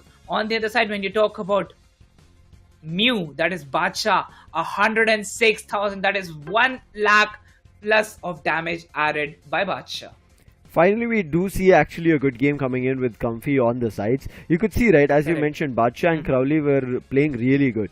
Bacha, if he was allowed to find a lot more chaos, he would have been he would have been the main performer or the player of the game in this game number 1 of match number 2. Yes. But they did not allow that, because in the early 5 minutes of the game they understood how much damage Bacha was dealing on the Mew, finding chaos as well, because on the bottom lane at least he was always finding one or the other KO, one after another, and they were just doing damage. On the other end, Marcos understood that this was the case. and they immediately tried to jump on their ranged attackers, take them down. Tyranitar was there, and along with the Tyranitar, they did combine the Comfy, which looked good, but it was just not enough. Revenant, a great try coming in, at least on game number 1, but again, this is a best of 3. They do still have a chance to become the first seed here in the stage 2. In the goals, as you can see here, it was a Revenant, yes, getting a couple of goals here and there, but Marcos, their graph as well as their entire timeline tells you, right? Everybody was putting some goals, one out of the other, but Miriam, this man, right, concentrated on gaining experience and leveling up. Once he understood that the Mew was the one who was doing damage and level better than him, he said, okay, that's enough. I'll become a level better and make sure I'll be jumping in from directions that they will not be ready and will be surprised at all times. And that's the reason Marcos pull it back. Yeah. Marcos pull it back in a huge way, and look at them being consistent throughout the game and actually adding, even in the difficult of times where your Pokemons are busy evoluting. The Dodrio was there and, performed at an exceptional level. Once again, proving how even with the Doduo, you can still perform as a Dodrio. Quick replay. Mridul, here you can see that initial stages Marcos good in control, but then came in none other than the Mew, Badshah, found chaos one after another. Here Snowy also, need to talk about him that we never saw him overextending. He was pushing it when his teammates were in close ranges, and then immediately, even if he goes down, his teammates are pull it back in. But this one, bottom lane is what I've been talking about. Badshah was just insane, too good.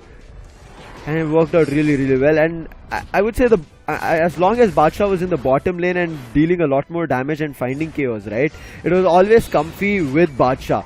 But then it was Comfy who switched on with the Tyranitar. But you can see here, having the confidence, understanding that the player who is opposing from their flux sense or towards the goal zones is level lower, push them out of it. Coming in with a drill pack, just push them out and instant KO. That's how well they played. But Crowley coming in, swooped up, played really, really well. Walk was also just annoying. Even though he was range attacker, he never feared that it's okay to give away his life over there.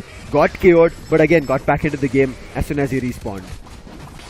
Indeed, and when you talk about the side of Marcos, look at that. It was so close, even in the last 2 minutes. But then when you talk about Mew getting KO'd 2 or 3 times, and then Tyranitar coming into play and taking down the Dodrio, this was the time where Revenant could have actually, gotten for themselves. But then the 2 of the Pokemons which are actually available also got KO'd. All of the 5 Pokemons back in the base.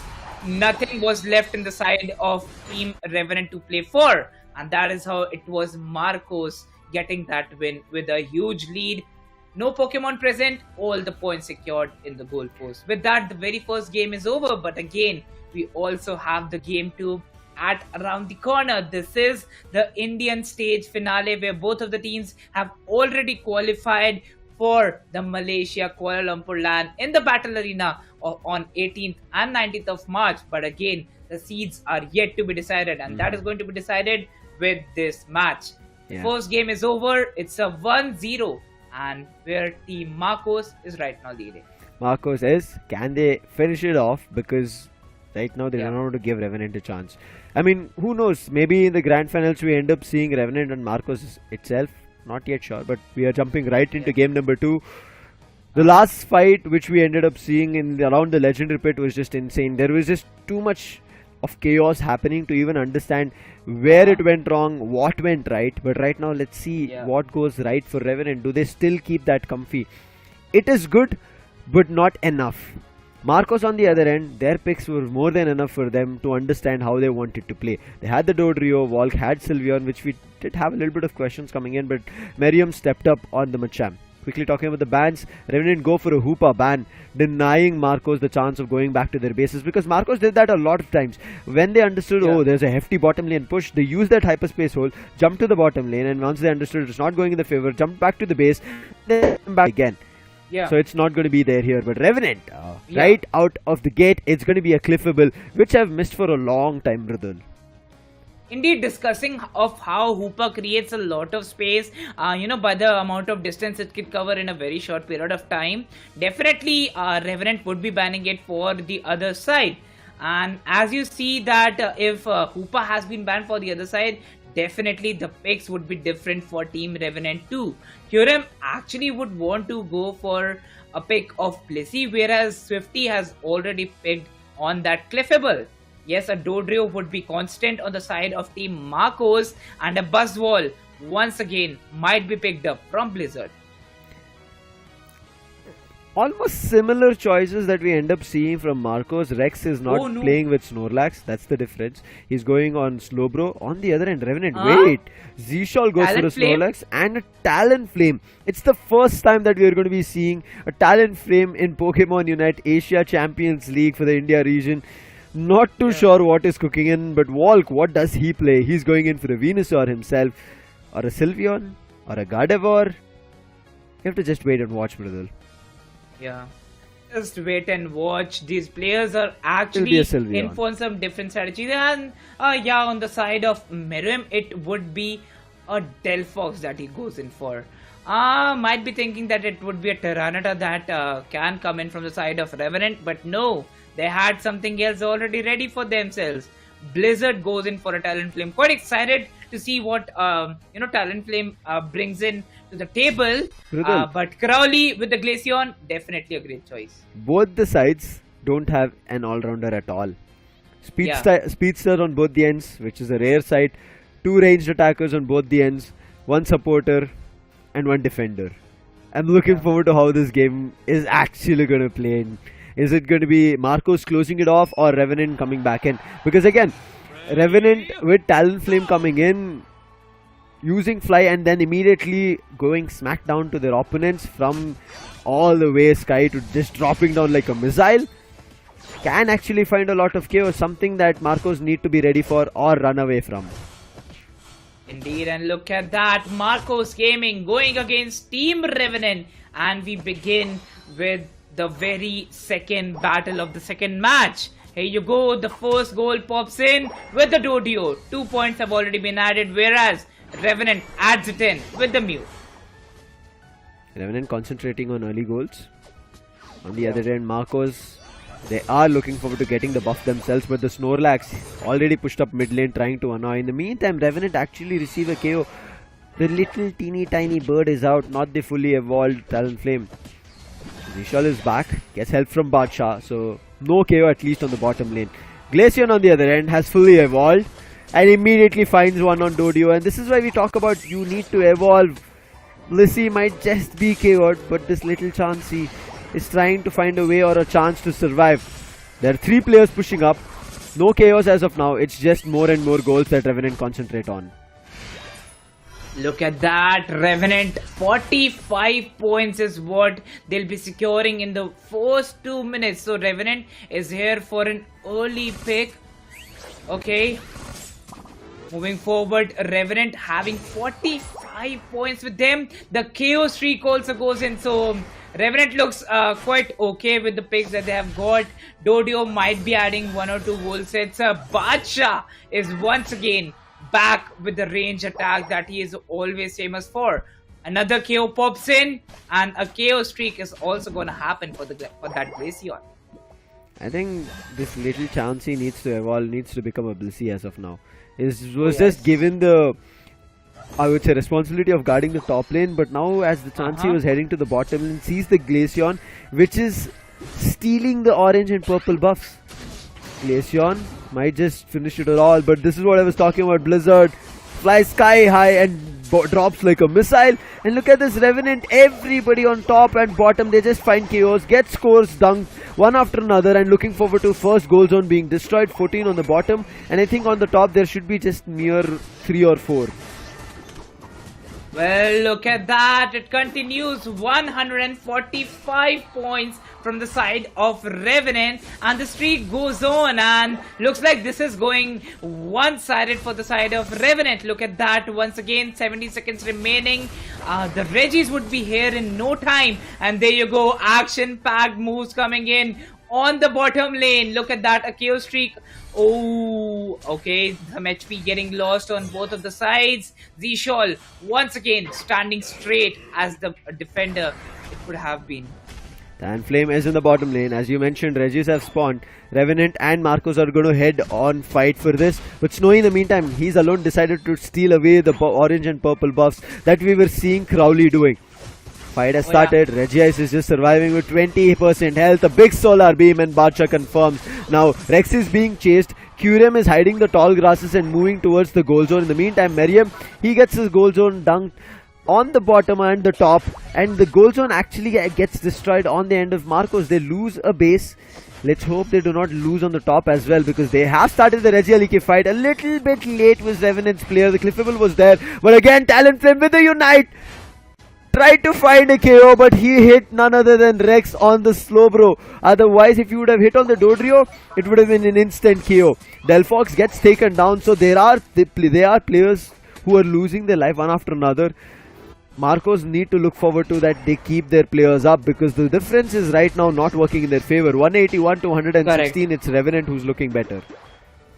Indeed, and look at that. Marco still trying to actually make a comeback and maintain that equalizer on this very chart. But again, when you talk about Revenant coming into play, yes, they are coming in pairs and actually being more submissive to the side of Marcos. Oh no, here you go, the QRM has arrived, and once again would be adding a lot of importance for what the team does. Okay, 13 more points added, but the Talonflame gets the KO on Dodrio. Fight near the legendary pit. Unite was used but does not find any value. They do find one on Sylveon. Delphox to save the day here with the fireworks, but still Cliffable pushed a little bit too closer. On the other end from the bottom lane, Badshah with a big solar beam, 2 KO streak, Electro Ball as well. Rex looking super low, Slam coming through. He is going to be pushed to the wall. Somehow he tries to run away, but Rex is caught in the crosshairs. Another Slam coming through. He's trying to use telekinesis and buy time. Sylveon. Crowley tried to survive but gets taken down. The players from Marcos have respawned and now they're hitting the shots against Revenant, trying to take them down one after another. Well, again, the Unite moves are Oh, also the going to be solar available beam. for them, but no, the Talonflame once again coming into the play, and the solar beam would obviously add a lot of, keen advantage that the Revenant would need. But again, Marcos Gaming strike back at the right moment, and now the Talonflame is not present. It is the time that Marcos actually get back to what they can get from this time period. Okay, the Talonflame is going to get back, and look at that, how much it has evolved till now. It's going to be Delphox getting that Reggie steal for the team, and with 50 points available, might be able to add 100, whereas they would be able to top up the similar scoreline. Snowy on level 12 is causing a lot of problems and is catching the players of Revenant very off guard. They're not even ready for what's happening. Right now, understanding the Reggie has spawned on the top, they're thinking about taking the Reggie. Revenant, can they take it? Talonflame was right at the mid, taking away the wild Pokemons, using the fly, but look at what Snowy is doing. He's sneaking his way to the bottom lane to get this 36 dunk. But the Talonflame as well as Glacian is going to be there. Blizzard gets a glimpse of it, but Snowy is going in head-on hits. Another fly coming through, and that hit. This is what I talked about. The Blizzard link drop with the Glacian helping out. Sylveon uses the Unite, trying to deal a KO on any of the players of Revenant, but Zishal, he's a defender, can take up all of the damage. It was not enough. But in the meantime, Curem comes out with the fireworks again, but the Slam is going to be there. And the Talonflame swoops in. Marcos, the thought process that they had is not working out, but still Delphox finds a KO on one, making it another, eliminates the Talonflame as well,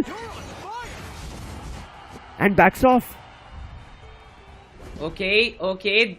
Still, it is going to be Marcos present at the top lane. Swifty, right timing. Timing would be perfect by the side of Swifty, wanting to stop the players of Marcos. Not able to add the points. It is going to be the chance of Marcos to acquire the Rayquaza and actually be back in the game.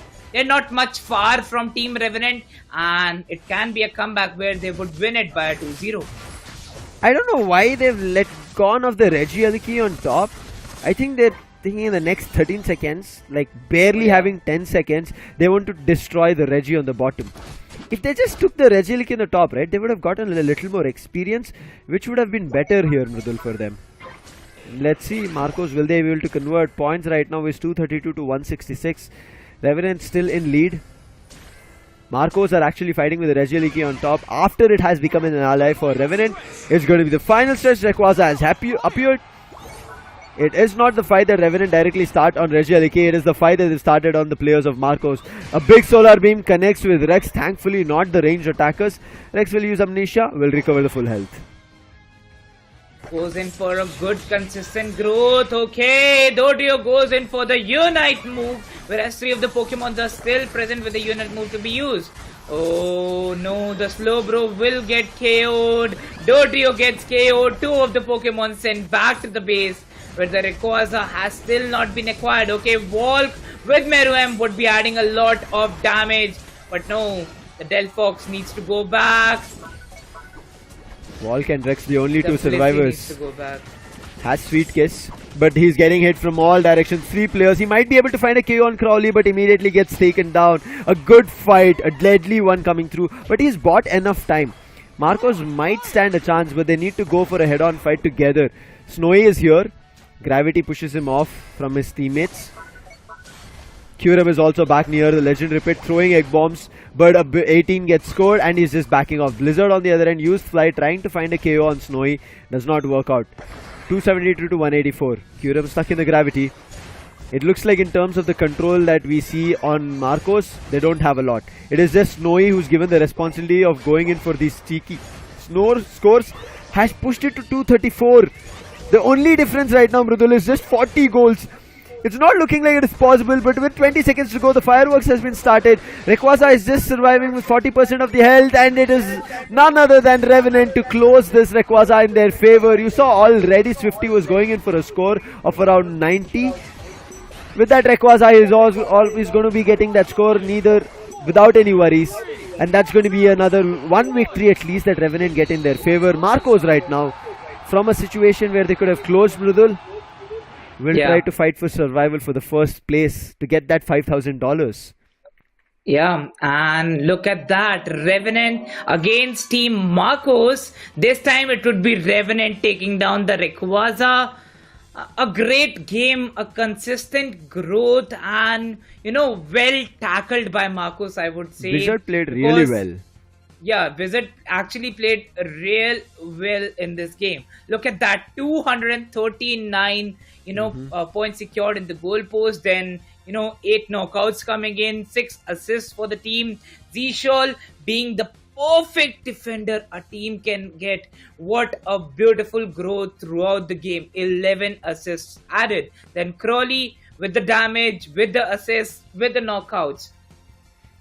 Revenant this time was accurate with what they had picked up upon. Again, a pick of a Slowbro, then also having a Blissey.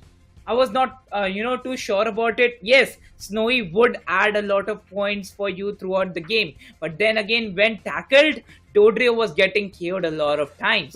So you have to minimize the amount of KOs a team gets. There was one situation where Snowy, after getting KO'd after Rayquaza was spawning, there could have been a situation that Marcos could have actually knocked out 3 players from Revenant's end. If not for Zishol coming out with his Unite and going in for the power nap right at the edge. Yes. That blocked off, and immediately Blizzard from the backlines with the fly swooped from the skies, roaring down, and he just started finding the KO. If that did not happen, Miriam on that Delphox could have found value, because most of the players, Bacha was looking super low, the Talonflame Blizzard was almost around 50% of the health. If the range attacker moves connected along with Volk, you saw Volk survived. Volk before going down took down Crowley, and then it was an immediate trade that we ended up seeing. So if not for that Unite, maybe Marcos could have closed it all off, but Revenant kept their game. They were always concentrating on the goals and also taking up the objectives, which Marcos should have concentrated on, especially giving up the top Regieleki. I think was a risky gamble that they did, and which failed eventually. Eventually giving up on even a single thing which could change the pace of the game. Look at that, maintain the whole amount of lead. Yes, they were behind around 70 or 80 points of difference, but in the end, when you talk about not getting that Rayquaza, where Marcos was very well capable of that, 2 of the important Pokemons were back to the base for around 15 to 20 seconds. That was the time where it could have been bought. Dodrio, whereas it was only 4 Pokemons at the Legendary Pit for Team Marcos, that is where they lacked a Pokemon which could actually stand strong with the Unite move. once again with the replay, we see that Revenant already had a lead from the start and maintained it till the end to actually secure this victory. I think Blizzard was the one who was super crucial. Just like we ended up seeing Snowy, right? Numerous times running in directions where they were not ready for.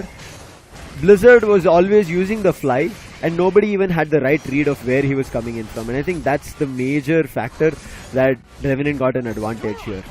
And then there is always Bacha, right? Electro balls coming through, and then there's going to be a big solar beam that he utilizes, and his opponents are just taken out. There's nothing that they could do. Revenant still, it is one game that they won in this best of 3. They need to win the second game if they want to become the top seed of the India region here in the Asia Champions League. It's not going to be that easy. Marcos are not going to give them a chance. Previously as well, when Revenant and Marcos went head to head, they won. It was Marcos. Yes, there was one round that Revenant got a chance, but this is what I was talking about. You can see here, after Snowy got KO'd, Murem used his firework. He I would say drained a lot of health of Revenant players, but then Zishal immediately went to power nap, and then Walk tried to survive, took down Glaceon. That was Crowley, but that's all. It did not go further from there. Mrudul, that was a good try that Marcos even tried to get themselves back into the game. They went head-on fights, but just imagine if the Rayquaza was not taken and if players were not KO'd from Marcos, 292 is where Marcos were able to reach. So I think they could have still won it out by edge, where they had that Dodrio, got that sneaky goal scored in, but that was not just enough. Let's hope Marcos have a better strategy defined where they can take down the players of Revenant, because right now it looks like, after all the love and hate stories that we have talked about Rayquaza, it looks like there is some love that Rayquaza is showing to the players of Revenant. Yeah, indeed, and actually getting that Rayquaza, getting that lead where even if Marcos were too close, they could have still got that victory, but Rayquaza secured it for them. And when in the end there were two of the main Pokemons not available for Team Revenant, the Rayquaza strategy worked out for them. So again, even if you're less on numbers, you can still add a lot for your team, where we saw Marcos Gaming was this close to closing it out on a 2-0.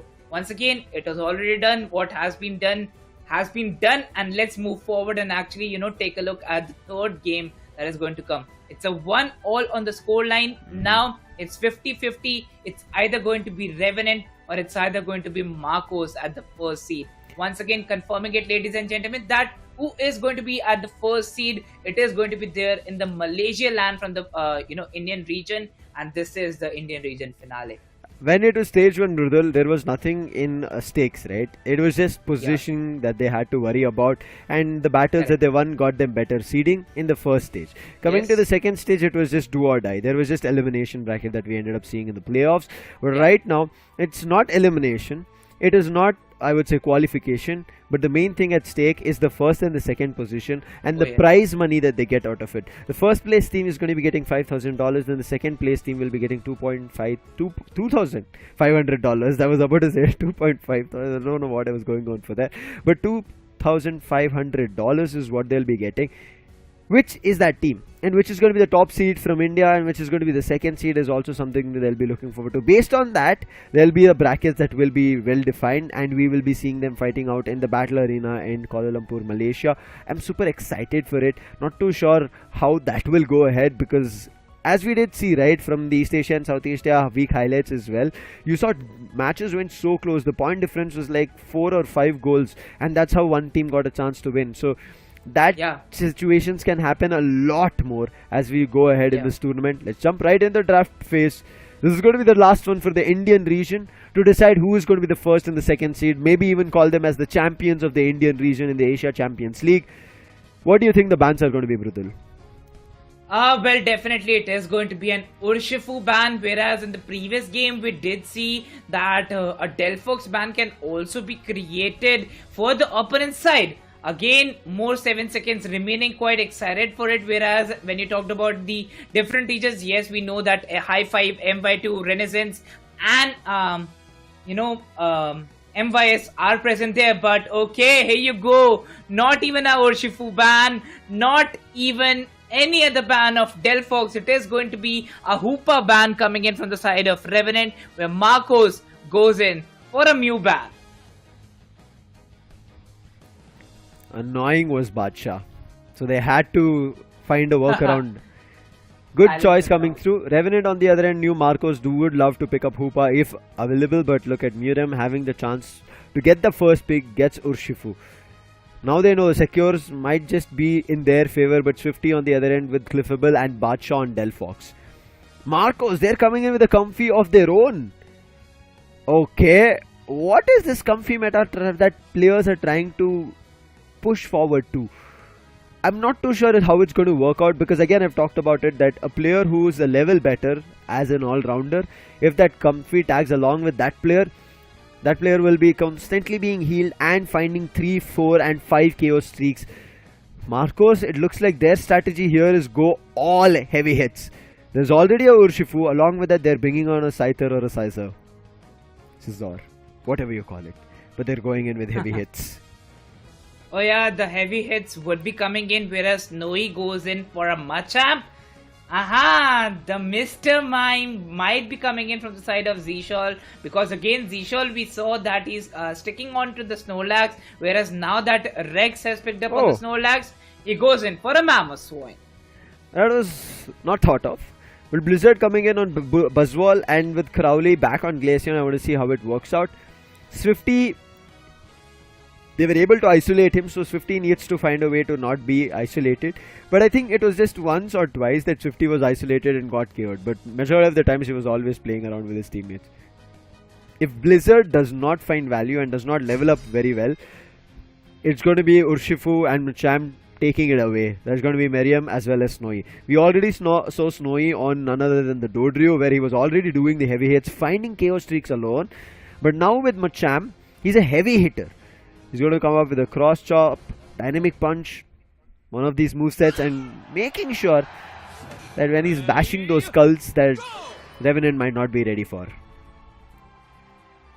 Well, we start with the third game of the matchup between Marcos Gaming and Revenant Esports. Snorlax and Wolf going as a pair, moving forward on the bottom lane, and whereas when you see on the top lane you have got the sweet little Machop with the Kyurem as the one and only new Pokemon Comfy coming into the play. Yes, again they do have a duel in front of them, and it's going to be a Buzzwole arriving, getting quite a lot of damage. Yes, Comfy needs to be back.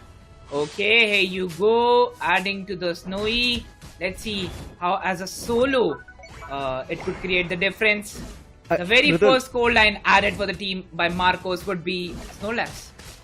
Comfy trying to play solo is not going to be the case. They will try to wrap him around one of the heavy hitters, but for now it has not worked out. The little Machop has been KO'd.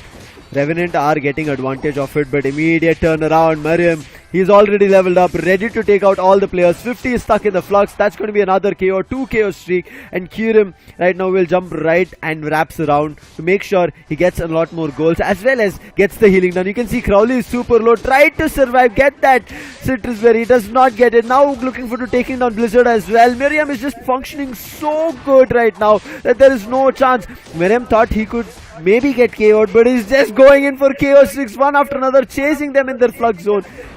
Comfy was stuck, and I'm pretty sure Miriam was called back. Hey, take me with you. I'll be stuck in the flux zone and I might be just KO'd, so always take me with you. He takes down the Delphox.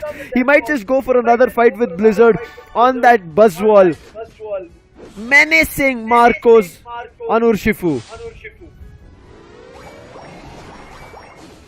Here you go, another point added for the team. It's going to be Marcos once again picking up the lead for themselves. 72 points on the scoreline, 30 points getting added by the Urshifu. And now that Urshifu was not banned, Destruction would be there. 8. With that combination, he's already at the level 8. And look at that, not stopping, getting KOs back to back. God. Marcos is here for a destruction. A KO streak of 2, and that too with a comfy combination. Beware of it. Snowy, he was going on a head-on fight with Blizzard. Both of them are level 7, but Snowy still needs to evolve. In the meantime, they're trying to chase this Urshifu.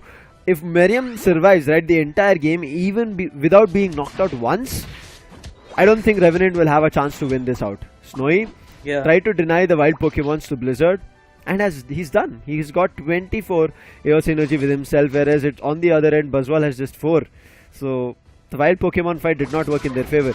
Quick to take Regias. Marcos are like, let's not even give a chance. Oh, the last set, the Icicle Spear. Z-Shot steals it.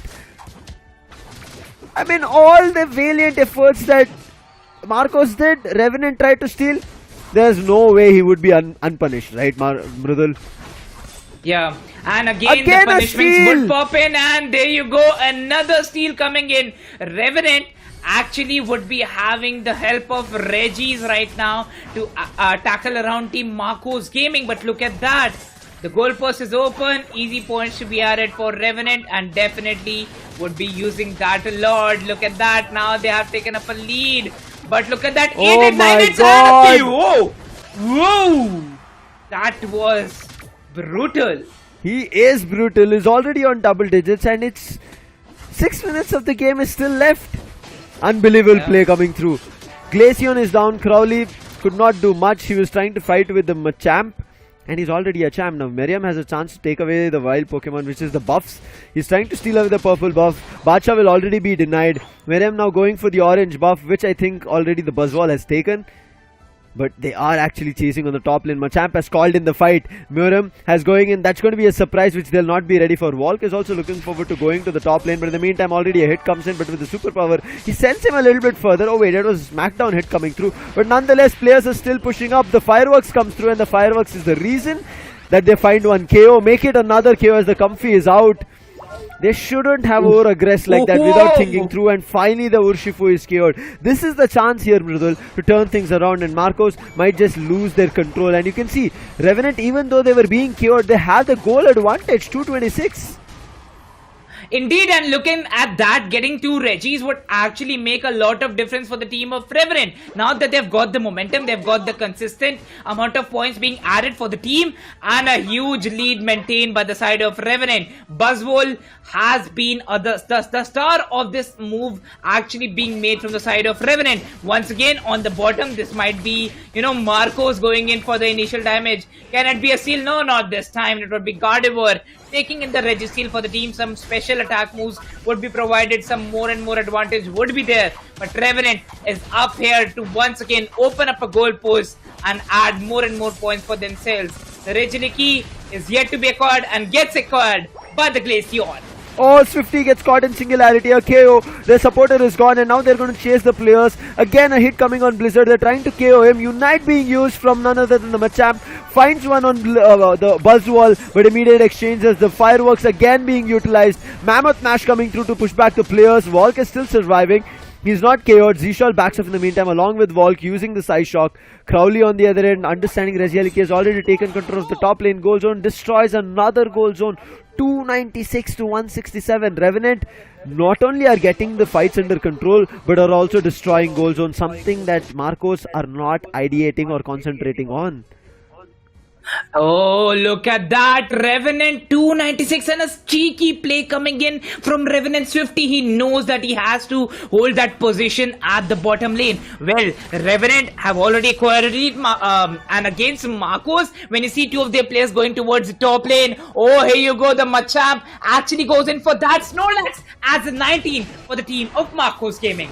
He was no way winning against the Machamp, but right now this is going to be super crucial. I don't think there's a fireworks, but Badshah is trying to fight with the mystical fire he has, and it is the goal zone. Look at how well Revenant are defending the top goal zone. Only 1 Eos energy needs to be dunked, and they're not letting that happen. Back to back, it was Rex trying it out, and finally the goal zone will be destroyed with 6 Eos energy being dunked. On the clock, it's 57 seconds to go for the Rayquaza fight on the bottom lane. If you talk about it, for the next 10 seconds, it's going to be Marcos waiting for the Regieleki. But there is Mamoswine who's already spawned over there, making sure they don't easily get that Regieleki, and also called in their Delphox. Miriam on the other end, he needs to get to the bottom lane. Volk started the fight with the Regi, but Z-Shot is still waiting for the opportunity. He sees nothing happens. With 30 seconds to go, everybody is deciding to jump right to the legendary pit. Oh wait, actually they're deciding to take the Regieleki on top. In the meantime, it's just 2 players from Marcos who are taking the Regirock in their favor. If they take this, their special defense will be boosted. Blizzard is looking super low. The Buzzwole is out. 20 seconds to go now to take the Regieleki on top, as the Regirock has been defeated on the bottom. Yeah. I don't think anybody's going to take. Less than 10 seconds to go. It's not going to be a gamble that they'll be wishing for. But Badshah, if he gets KO'd now, it's going to be bad. He tried his best. I think he even used his Unite, but it failed. Oh, wait, he didn't actually. His teammate actually helped him out. Buzzwall does not have the Unite. Machamp does not have the Unite. Rex gets KO'd. This fight is looking on, I'm not too sure which direction, but Crowley gets caught. That'll be a KO coming through. Blizzard trying to fight with Volk. Oh, Machamp goes out. And it is going to be Revenant who take it away. Concentrate on the Rayquaza. Ouch, that's got to hurt Marcos. The first game was in their hands and 2 games coming back to back with it. Revenant have done what they couldn't have done if it would not have been a perfect lineup getting decided from their side. Buzzwall definitely adding a lot for the team, and when it was around the 7-minute mark, getting 2 Regis in their favor was the best that they added for themselves, maintaining around 80 to 90 point of difference throughout this game, and now touching the 400 mark. Revenant have done it even in the last 2 minutes. The last 1 minute remaining, but no, wait for it. It might be that they would be going in for the unit moves, but no, okay. It's only Machamp that gets KO'd from the side of Marcos. 4 of the Pokemons are still remaining. They can still add the amount of points that are needed to actually get back to this game. It's too late. It's only 40 seconds remaining. And Revenant is too strong to actually be getting beaten out. Rex barely on the verge of getting knocked out and being sent back to the base. The defense is right now too strong by the side of Revenant. There's no way. Goals is not a big difference. 396 to 209. If they goal 100, there is going to be 309, and then they can find a way to get closer to 396. But with that Fireworks Unite that came through, there's nothing that they could do. Their Unites are here, but they are a little bit too late because there's just 5 seconds on the clock. There's no way they'll be getting 196 goals dunked in the next 2 seconds. And it's done. Revenant, a long journey from the first match, right? Mridul, they've played till this finals. Yeah. First match defeated God's Reign, then defeated True Rippers, then defeated none other than SHUL, and today defeated the top seed of the stage 1, Marcos. All of their opponents from the start till the end. Revenant, the first stage was not good for us. Okay, but beware of us in the second stage. What a huge comeback. Not even in the India regional array. From the start of the stage number 2, Marcos was on our papers, maintaining a huge comeback that they have made in the second stage, and now they are the champions from the Indian regions. Also getting the first seed in the Malaysia Kuala Lumpur land. Also beating out Marcos, who were the very first seed and could have been the first seed. Unfortunately, they did not work out in their favor. A good try coming in from Marcos, but the last fight, if people did not get KO'd and stuck, especially Blizzard finding the last KOs over there around the legendary pit, and his teammates directly concentrating on Rayquaza. Yes. There's also one stat I do want to kind of talk about is whichever team as of today has picked up Comfy has always lost. I think that's something that teams need to look forward to, that maybe Comfy is not the wisest of choices until you have a dead strat ready, right? A proper one written on rock that this is how it is going to go. If it is not the case, it is not going to work out. Zishal in the early stages stole it. I even said it. If Mariam for the entire game survives, this is Marcos's game. But I think twice he got KO'd, and the amount of experience and level that he had gained, he gave it away. When you defeat a Pokemon which is of a better level, you gain a lot more experience and get a chance to level up better, and that's what just happened. Revenant got that chance, and you can see from there on they got the Regis in their favor. They also concentrated on the crucial Regieleki rather than the bottom Regi. Even the singularity which was used, right, it just found 1 KO on Swifty. They should have found a lot more of value, but not the case for Marcos. Even if I talk about the Regieleki between 2 and 4 minutes, and then getting that Regieleki between 4 and 6 minutes, both of them were at the crucial moments. One, they were below Team Marcos Gaming on that scoreline, and then getting above them and maintaining a huge lead. Look at them. Team Marcos, the points that they secured were from first minute to the 8th minute. No points secured in the last 2 minutes, whereas 100 was added after securing that Rayquaza. So the difference was still maintained. Marcos was still able to, give a close and battle to Team Revenant, but the Regilikis added the 96 points for the team. Not even 96, but actually added the 87 points for the team, which created the difference. Those 87 points of difference, when you see at the 8-minute mark, was because of the Regis getting secured around the 6th and 8th minute. And then consistent amount of performance throughout the game. Revenant did the thing that they would be doing. Even in the timeline, you could see it was only 100 that Revenant could score after getting the Rayquaza. Exactly. If there was a scenario where Marcos, two players had two unites, right, they could have found a way through. You saw Fireworks, which was ready from Bacha. I'm going to put it down. From the Delphox, my bad, not Bacha.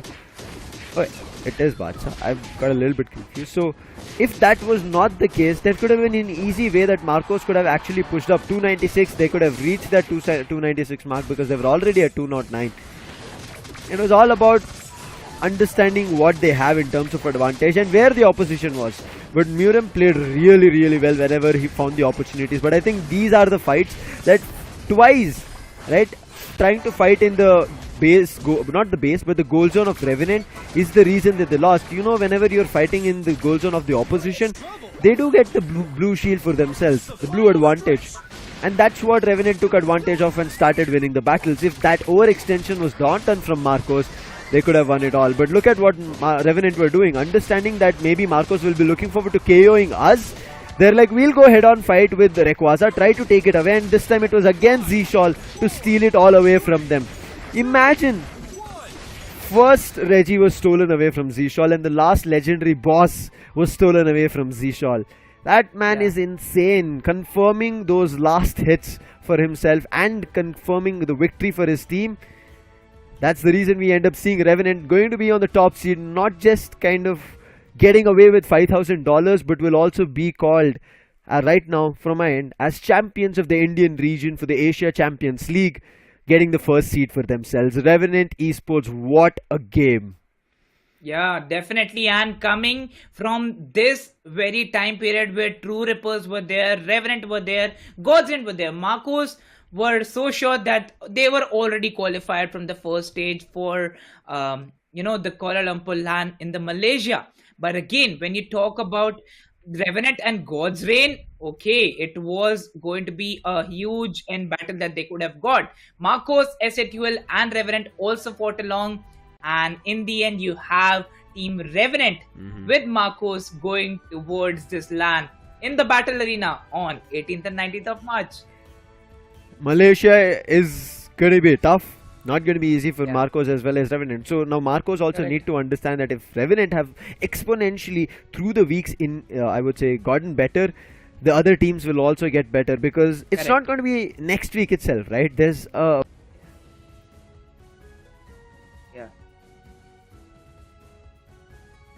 Revenant back on track and now trying to get back in the game. Not too sure how he's going to be working out, but Crowley is going to be super happy. Let's call him back to the desk and congratulate him and his entire team. Crowley, welcome back. Congratulations. You also become the champions of the India region of Asia Champions League. You snatched it away, and I think Comfy is not working for any team. Whoever is picked up. And also one more thing to add it, Crowley. You have found a way to have a love story with Rayquaza recently. Yeah. So I guess so. After losing the first game, I read the chat. Someone is saying whoever picks Comfy loses. So shout out to that guy. For starters, so is how ACL format was like. You get more money if you play more games, right? So now I have a reason to lose in the first place. That was my plan all along.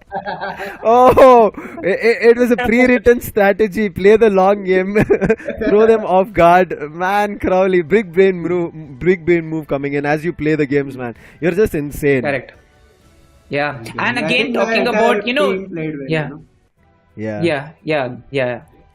Again, also discussing that even if you have lost the very first game, we discussed about you having a hate story against the Rayquaza. How did actually, you cause that conversion of it becoming a love story with Rayquaza?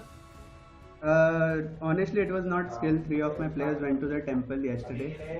So I think we have some god buff going on right now. my Snorlax Yeah. is getting zapped. My Soil is getting zapped. So Yeah. Yeah. it's the temple buff. The Pokemons that you don't think of snatching it away is getting it, but Crowley, I want last wise words coming in because right now you'll be heading to Kuala Lumpur, Malaysia. What are your thoughts? You will be facing off different regions for a big title representing India on the global stage.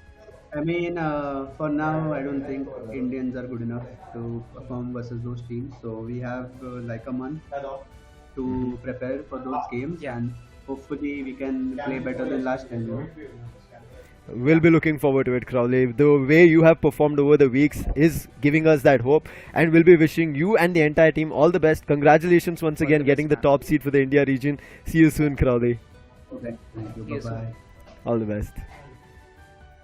You see, right? He's also acknowledging like Comfy is not working after that Snorlax and Mamoswine, the Pokemons that you don't think of getting the last hits or the secures on the legendary Correct. Pokemons is doing it. So something is working for them. Is that the game? And now, if you want to get an idea of what has happened throughout the tournament and what more you can expect, there's a link in the bottom of the screen. Do check it out to get more idea about the entire tournament and its format and what's unfolding. Well, yes, exactly. The Kuala Lumpur, Malaysia land is after 1 month. The players will be practicing and, polishing themselves for each and everything. Lucifer, some last words where we'll be going towards the Malaysia land. I'm super excited. We'll be looking out for it. But until then, it's going to be me, Lucifer, and Mridul taking a leave. Wait for the intense action on LAN. Take care.